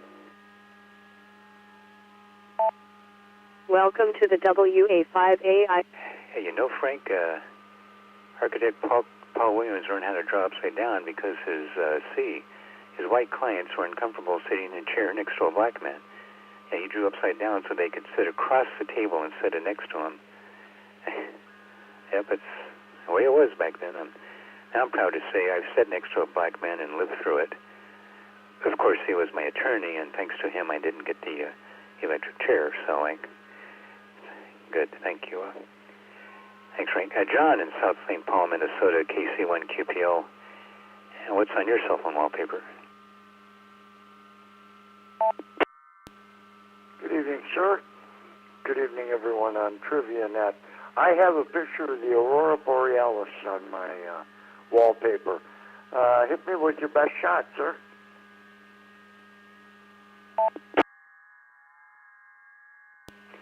It's always cool to look at, and you're in a state where you can actually see it from time to time. Although we did see it during that really hyperactive sunspot activity cycle, was it last year? You can actually see it in Phoenix, a very faint red glow in the north, but it was there. So, of course, not in the city. I had to go out of town. But all right, your question, John, is in 2007, the deputy mayor of New Delhi, India, was murdered by a gang of A, monkeys, B, Muslim terrorists, or C, religious pilgrims. Who killed the deputy mayor of New Delhi? It was a renegade band of monkeys, and they were protesting banana rations, if I recall correctly. That's my answer.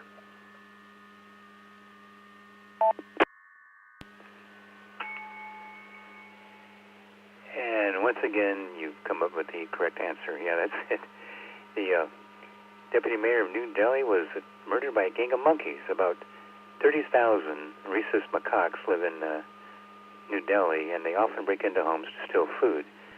The monkeys caused the deputy mayor to lose his balance while on his balcony, causing him to fall to his death. So they didn't push him, they just were kind of in the way, and he sidestepped them and went too far. Anyway, thanks, John. You got another one. All right, Chris in Hollywood, Florida, KQ4UPK. I think we lost you earlier. Come on back there. Did you get the question of the night?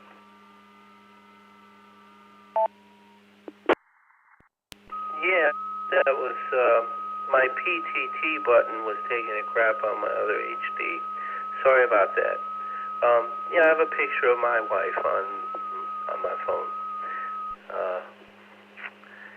currently. Anyways, I'll take the question.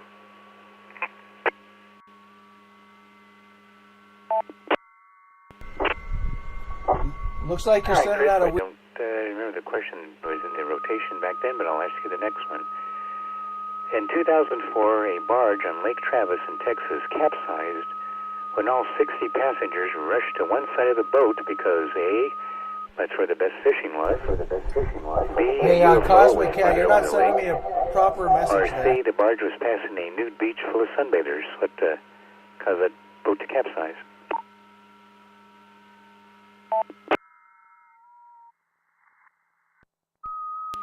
Wow, that's a really good one. I'm gonna go with B. Bravo. Hey, Cosmic Cat. Hey, Cosmic Cat, you're sending me N2LCX FN13. You're not replying back to me or calling CQ. So if you're trying to reply back to me, there's something else going on. Can you see in my receive window here? Hold on a second.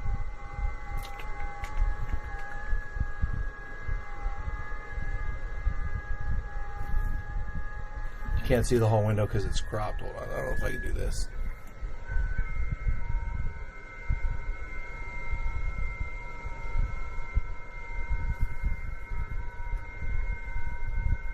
But you see, like right here,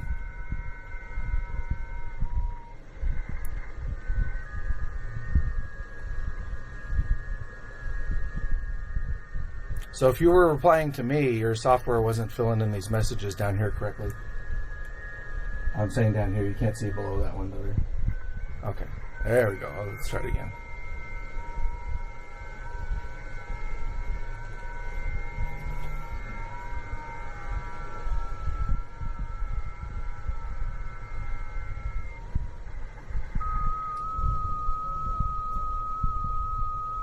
Replying to you now.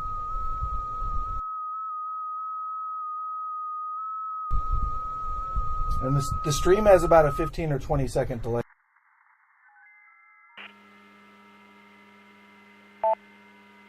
welcome to the WA58. Correct you are, yeah.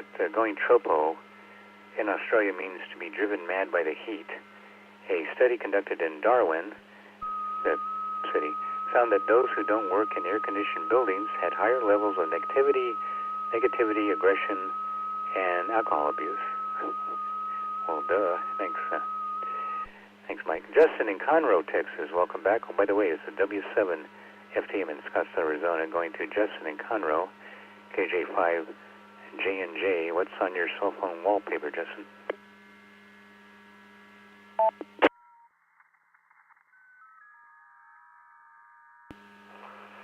Well, thank you very much for doing the net there, Alex. KJ5JNJ. I actually had to look at my cell phone to remember what was there because I had chosen such a generic,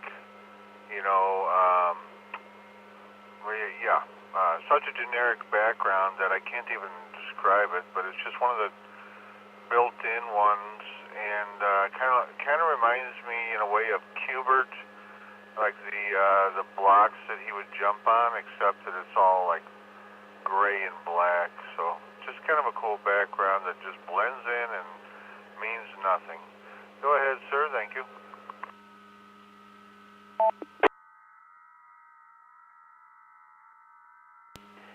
Well, there are a lot of people like that who blend in and mean nothing, but I'm sure that's not you, of course. That's just your wallpaper.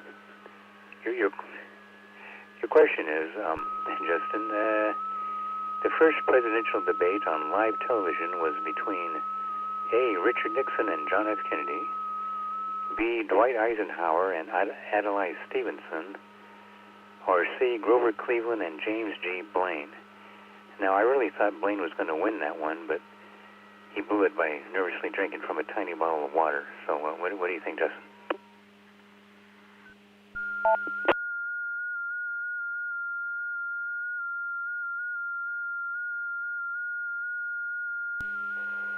Yeah, I'll go with A, Alex. Thank you very much for doing the net.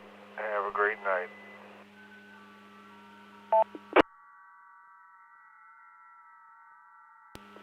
Well done, Justin. You know your history. Yeah, that was Richard Nixon and John F. Kennedy. And they think the reason Nixon lost is because he looked nervous and Kennedy didn't. So, which is ironic because they both had something to be nervous about, but anyway. Thank you, Justin. I appreciate that. Teresa, College Station, Texas. Glad you can make it, K5MUX. What's on your cell phone wallpaper? This ought to be good.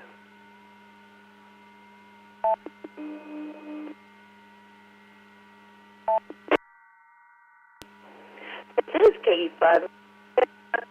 Wallpaper, I'm kind of like somebody else. I had to look it up. I don't pay much attention to the wallpaper. I pay more attention to my lock screen. But it's the Carina Nebula from the Webb Telescope. What's my question, sir?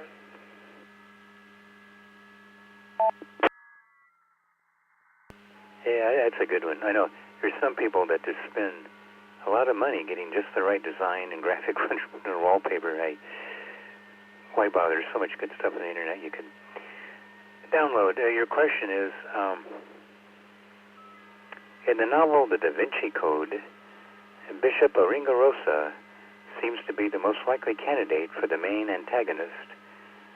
But Italian speakers knew right away there was something fishy about him, since Aringarosa means A, red devil, B, red herring, or C, red bishop. How's your Spanish, Teresa?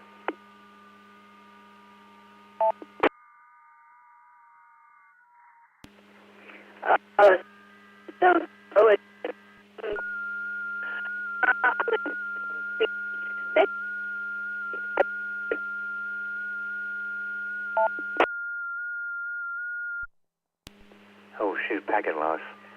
I say Spanish because it's close to Italian in a lot of ways. What was the answer again?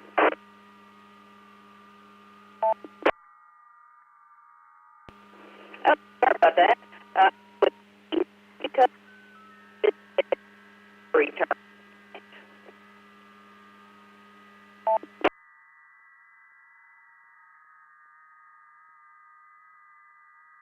Oh, too much packet loss. Did anybody catch that?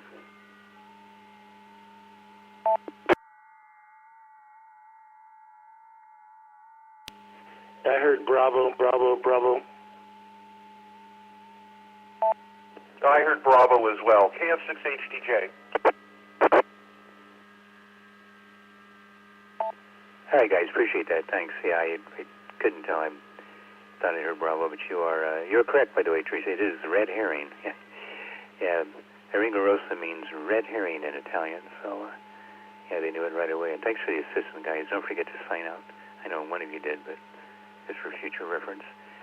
All right, taking more check-ins now for the Saturday Night Trivia Net. Full call sign phonetically twice, please. Hello, Charlie 7, Zulu, Zulu Bravo. Hello, Charlie 7, Zulu Bravo.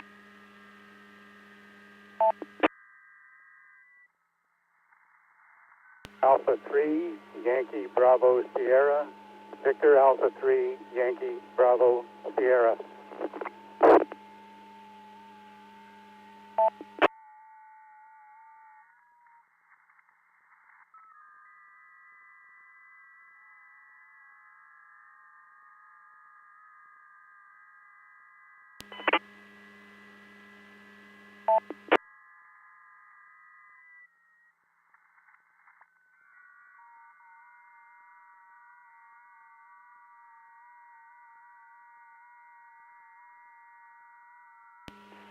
Okay, picked up two more there. Hal in Hillsboro, Oregon, KC7ZZB. Welcome back. And Bill in Denville, Ontario, Canada, VA3YBS. Glad you guys could check in. Question of the night, what's on your cell phone wallpaper? What photo do you have on your cell phone wallpaper? We'll go to Hal in Hillsboro, KC7ZZB. Just the old stock when it came with, plain Jane background with the icons on it. Nothing fancy, Alex. So I'm ready for my question.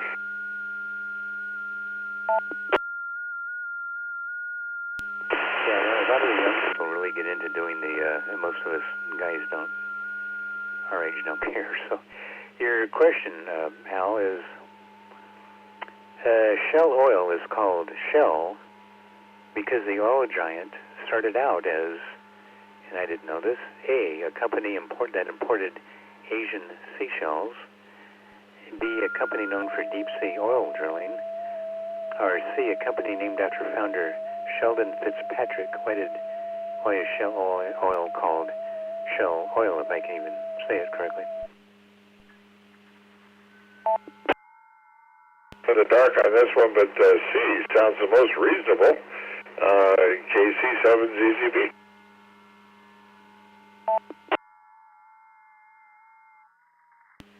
That's why I put it in there, because it's the only thing that really sounds that reasonable. It's oddly enough, Shell Oil started out as a company that imported Asian seashells.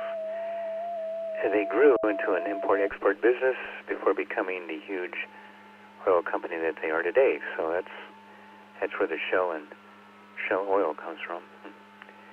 Save that one for a trivia contest. You might win at a bar, whatever. Thanks, Hal. Bill in Denville, Ontario, Canada, VD3YBS. What's on your cell phone wallpaper? Good evening, Alex, and thanks for having me on the net. This is my first time calling in to this net.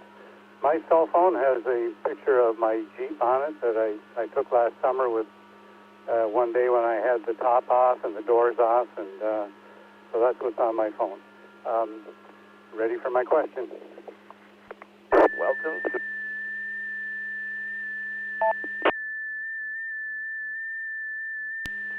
All right, Bill, got you down for the Jeep. Is it? Did you name it Eugene by any chance? Huh. All right, and welcome to the net, by the way. Your question is, your body hair doesn't stop growing at a certain length. It just falls out before the hairs on your head do. Which body hair is the shortest, or has the shortest growth cycle? Shortest growth cycle of your body hair. Is it A, the eyebrows, B, your chest hair, or C, the nose hair? What's the shortest growth cycle of your body hair? Sorry for the gross question, Bill, but you got it. What do you say? Torn between A and C. I'm going to have to go. Okay, well, All right, well, we tried. One of these nights we'll get it, man. One of these nights we'll get it. To the W. Yes, as those of us who groom ourselves know, yeah, the eyebrows are the first to fall out. 4 months, that's it. They last 4 months, they're gone. The hair on your scalp regenerates every 3 to 4 years, so that's the difference. Thanks. Thank you, Bill. Thanks for checking in. I try to get you a less gross question next time. All right, take more check-ins for Sunday Trivia Net. Full call sign phonetically twice, please.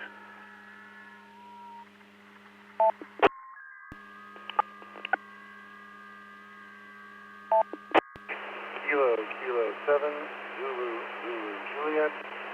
Kilo 7, Zulu, Zulu, Juliet.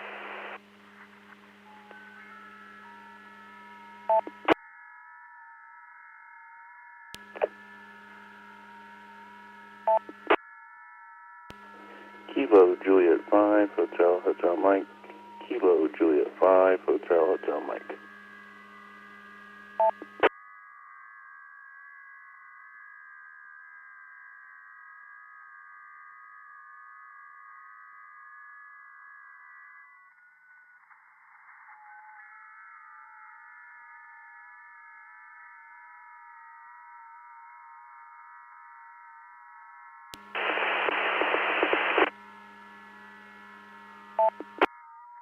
November 3 Foxtrot Hotel Mike.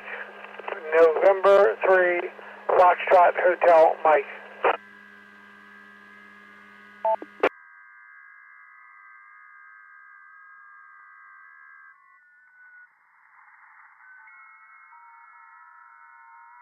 Echo 8, Bravo, Yankee, Bravo. Silvery Echo 8, Bravo, Yankee, Bravo.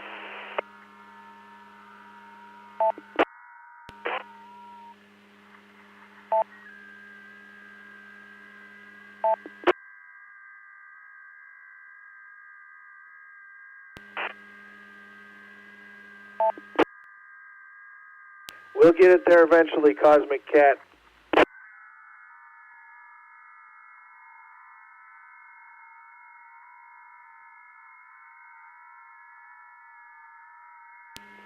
Okay, hold it there. Thanks, guys. 1, 2, 3.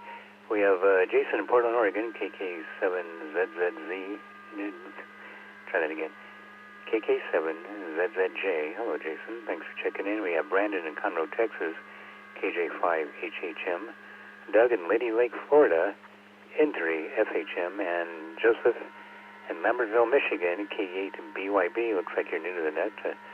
Welcome to the net. All right. Question of the night, what is on your cell phone wallpaper? What do you use as cell phone wallpaper? And Jason, Portland, KK7ZZJ. Yeah, good evening. This is Jason, KK7ZZJ. For my cell phone, it's just a folder full of pictures of family, friends, and favorite activities. It cycles through every time the phone turns on and off.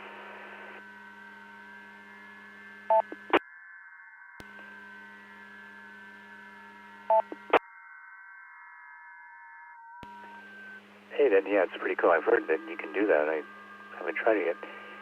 All right, Jason, thank you. Your question is, what is halfway between the size of the Earth and an atom? Halfway between the size of the Earth and an atom. Is it A, a basketball, B, a marble, or C, a speck of dust?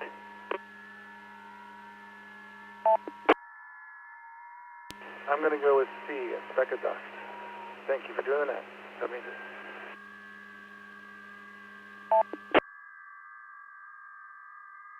A man of science, yeah, most people don't realize how small an atom is, but yeah, a speck of dust is halfway between the size of the Earth and an atom. Thank you, Jason. You got a buddy, Brandon in Conroe, Texas, KJ5HHM. Brandon, what's on your cell phone wallpaper?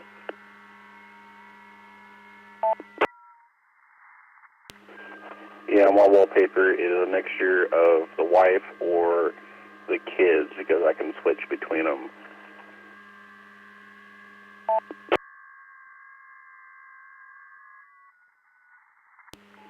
Good for you, Brandon. I almost thought you were going to say the wife and the mistresses, and that would work too, but yeah, good.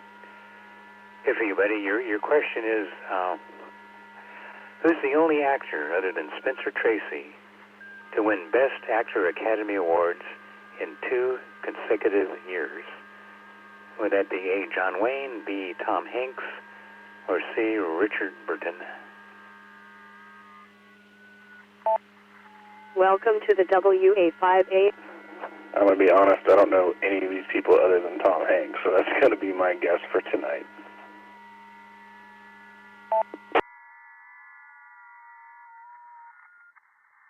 And coincidentally, yeah, it's Tom Hanks. Yeah, he won for Philadelphia in 1994 and Forrest Gump in 1995.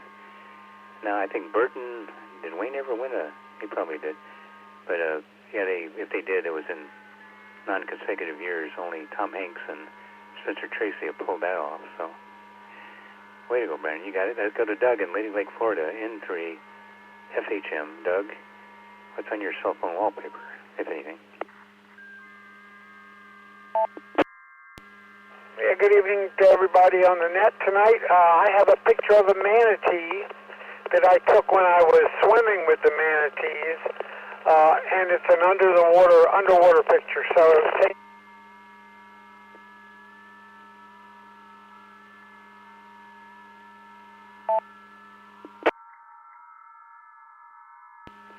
Oh, Doug, I think you win the prize for having the most unusual picture on your phone, but you're in Florida. That's kind of cool. I like to swim with the manatees sometimes. Other dolphins, they probably wouldn't have me. But anyway, Doug, your question is, this city lies within 10 hours of the air of nearly 90% of the industrialized world. Which city are we talking about? 10 hours by air. A, New York City, B, Buenos Aires, Argentina, or C, Anchorage, Alaska? I want to go with Africa.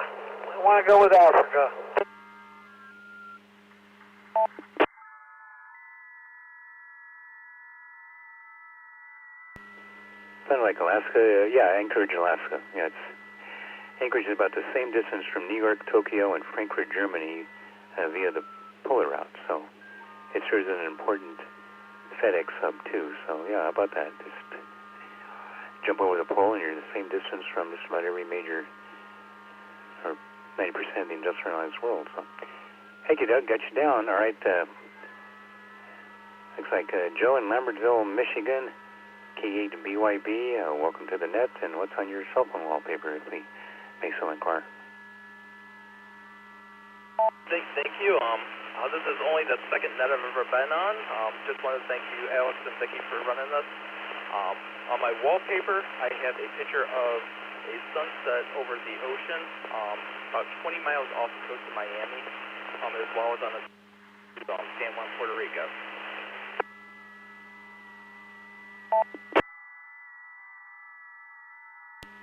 All right, sunset it is. Got you down, Joe. All right, your question is, Jakarta, Indonesia is A, the second largest city in Indonesia, B, the beer drinking capital of Indonesia, or C, sinking 10 inches every year?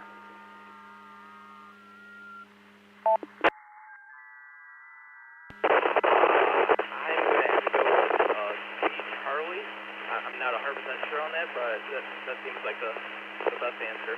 K-E-Y-B.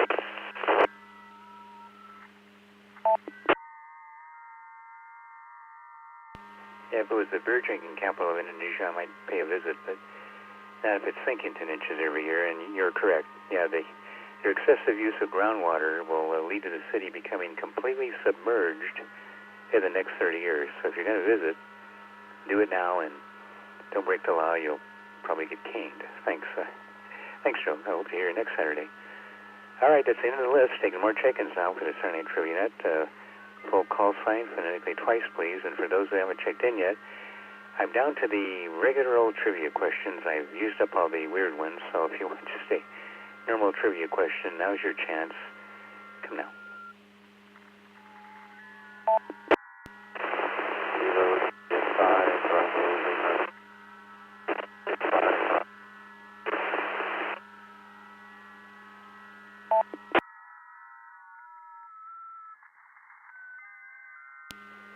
Victor Kilo 3 Alpha Whiskey Alpha. Victor Kilo 3 Alpha Whiskey Alpha.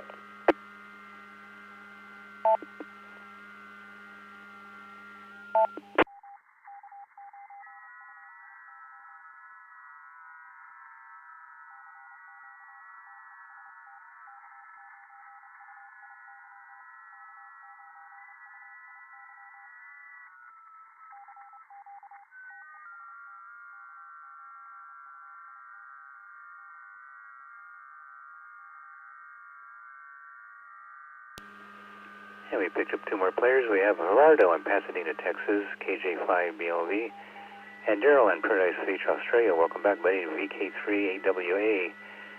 All right, Gerardo, try to boost that signal if you can. KJ5BLV, what's on your cell phone wallpaper?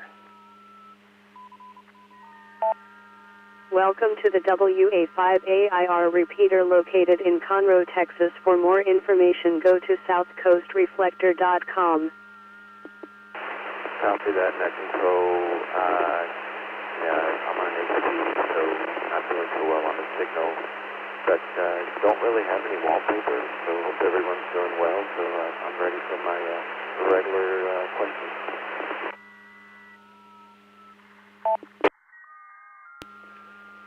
Yeah, no problem, Roger. Actually, we heard you okay that time, so a lot to be said for HTs when you're standing in the right spot. Your question is, who is the only woman whose portrait has appeared on a U.S. currency note? The only woman. Is it A, Hillary Clinton, B, Susan B. Anthony, or C, Martha Washington? Which one?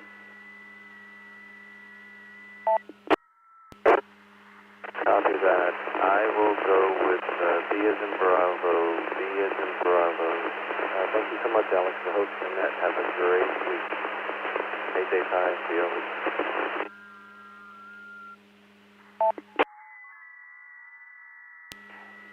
Thank you, Gerardo. Got you down for Susan B. Anthony, and although she did appear on a coin, she's never appeared on a U.S. currency note. That was Martha Washington. Yeah, her image appeared on a $1 silver certificate printed in 1886. So you have to go back a ways, but yeah, all the others, usually they use Lady Liberty.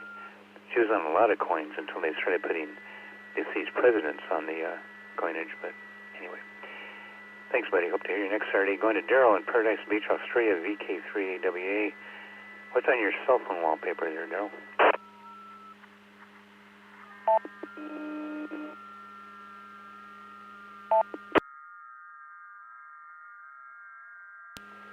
Good evening, Alex, Vicky, and listeners on the net. I'm not very creative, Alex, so it's the default from when I bought it new. Back to you.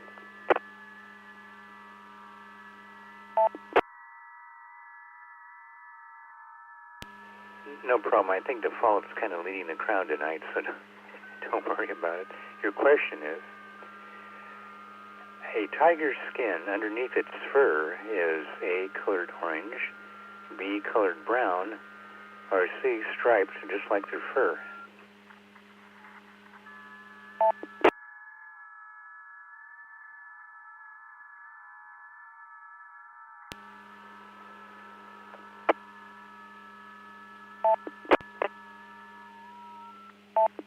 Sorry, having problems with the radio. I'm going to go with B, Bravo, Alex.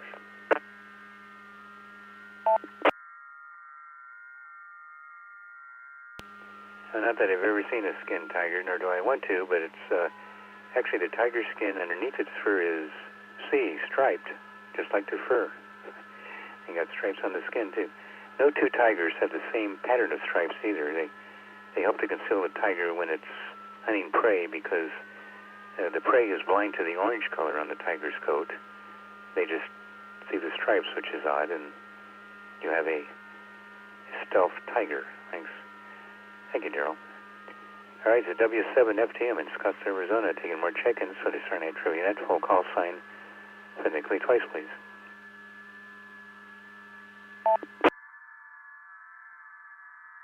Two Tango Kilo Delta. That's Kilo 2 Tango Kilo Delta.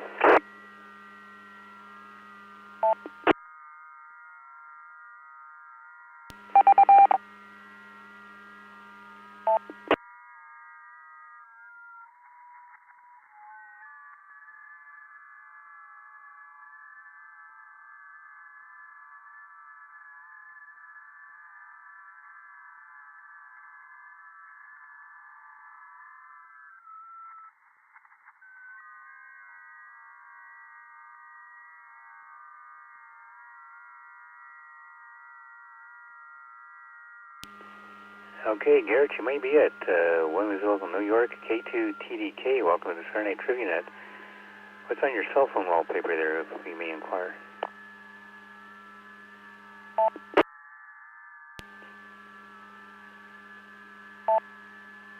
Cell phone wallpaper is a picture of my... The South Coast Reflector is now disconnected from the East Coast Reflector, and now we are back to normal operation.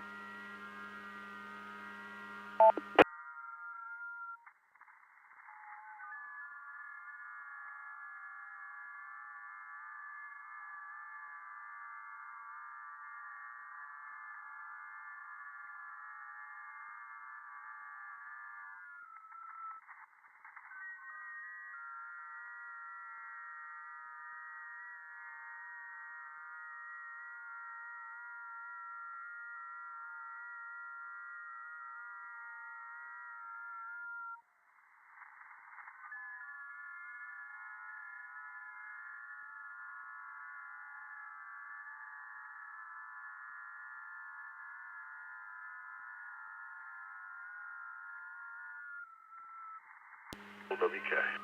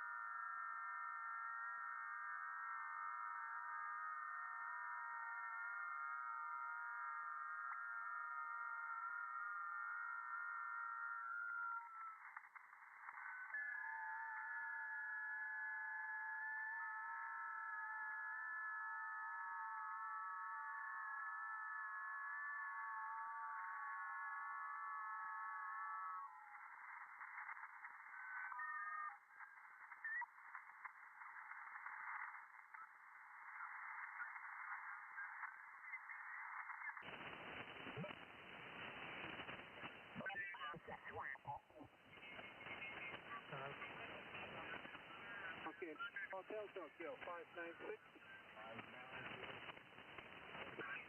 Delta Zero, Delta has contact. Radio Echo Fox. 635907.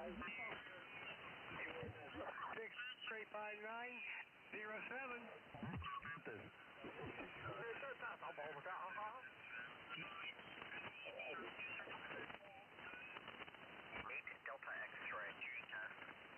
Kilo Delta 8 Tango Fox. The Victor Alpha 1.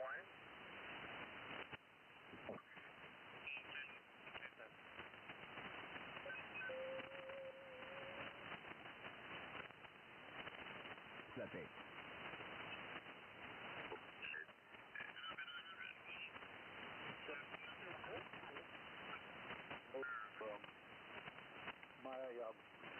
My father worked at a local DuPont nylon plant. It was a huge, was the largest nylon plant in the whole world at one time.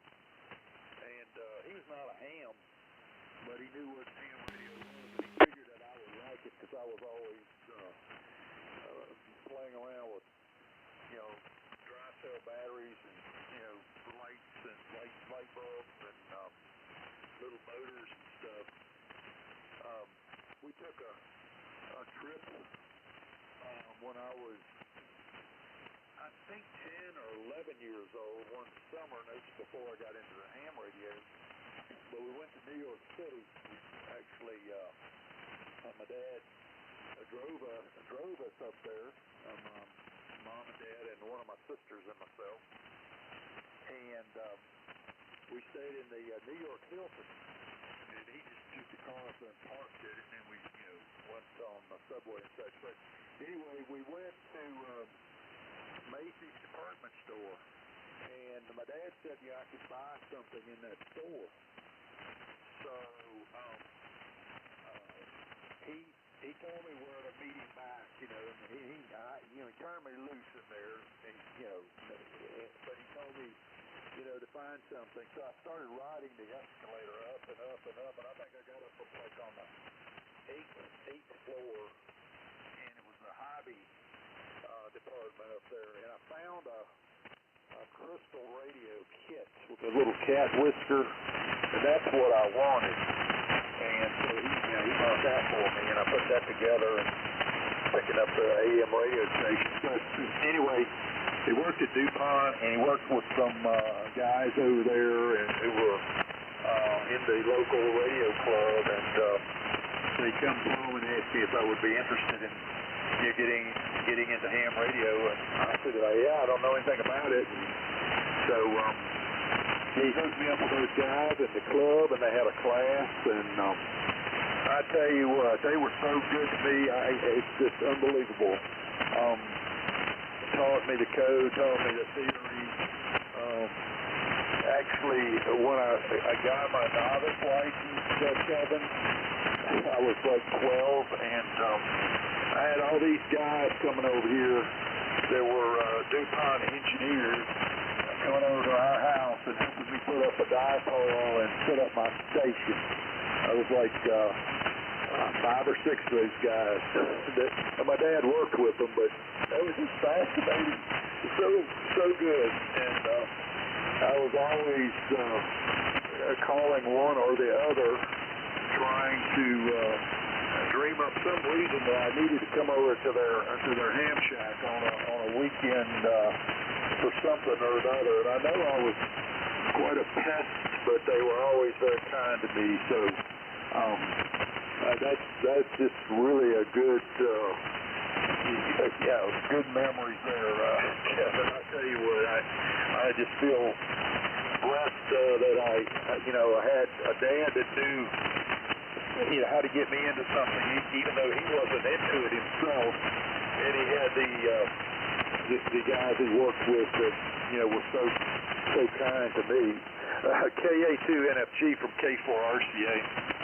Oh, that's great. I love it. At least, Hey, thanks everybody for hanging out tonight. See that, you had that. I'm going to schedule a midnight stream. And, that's great. I'm going to be wrapping up for the evening, but I will schedule a midnight stream. I'll probably be tuning around on shortly in a little bit.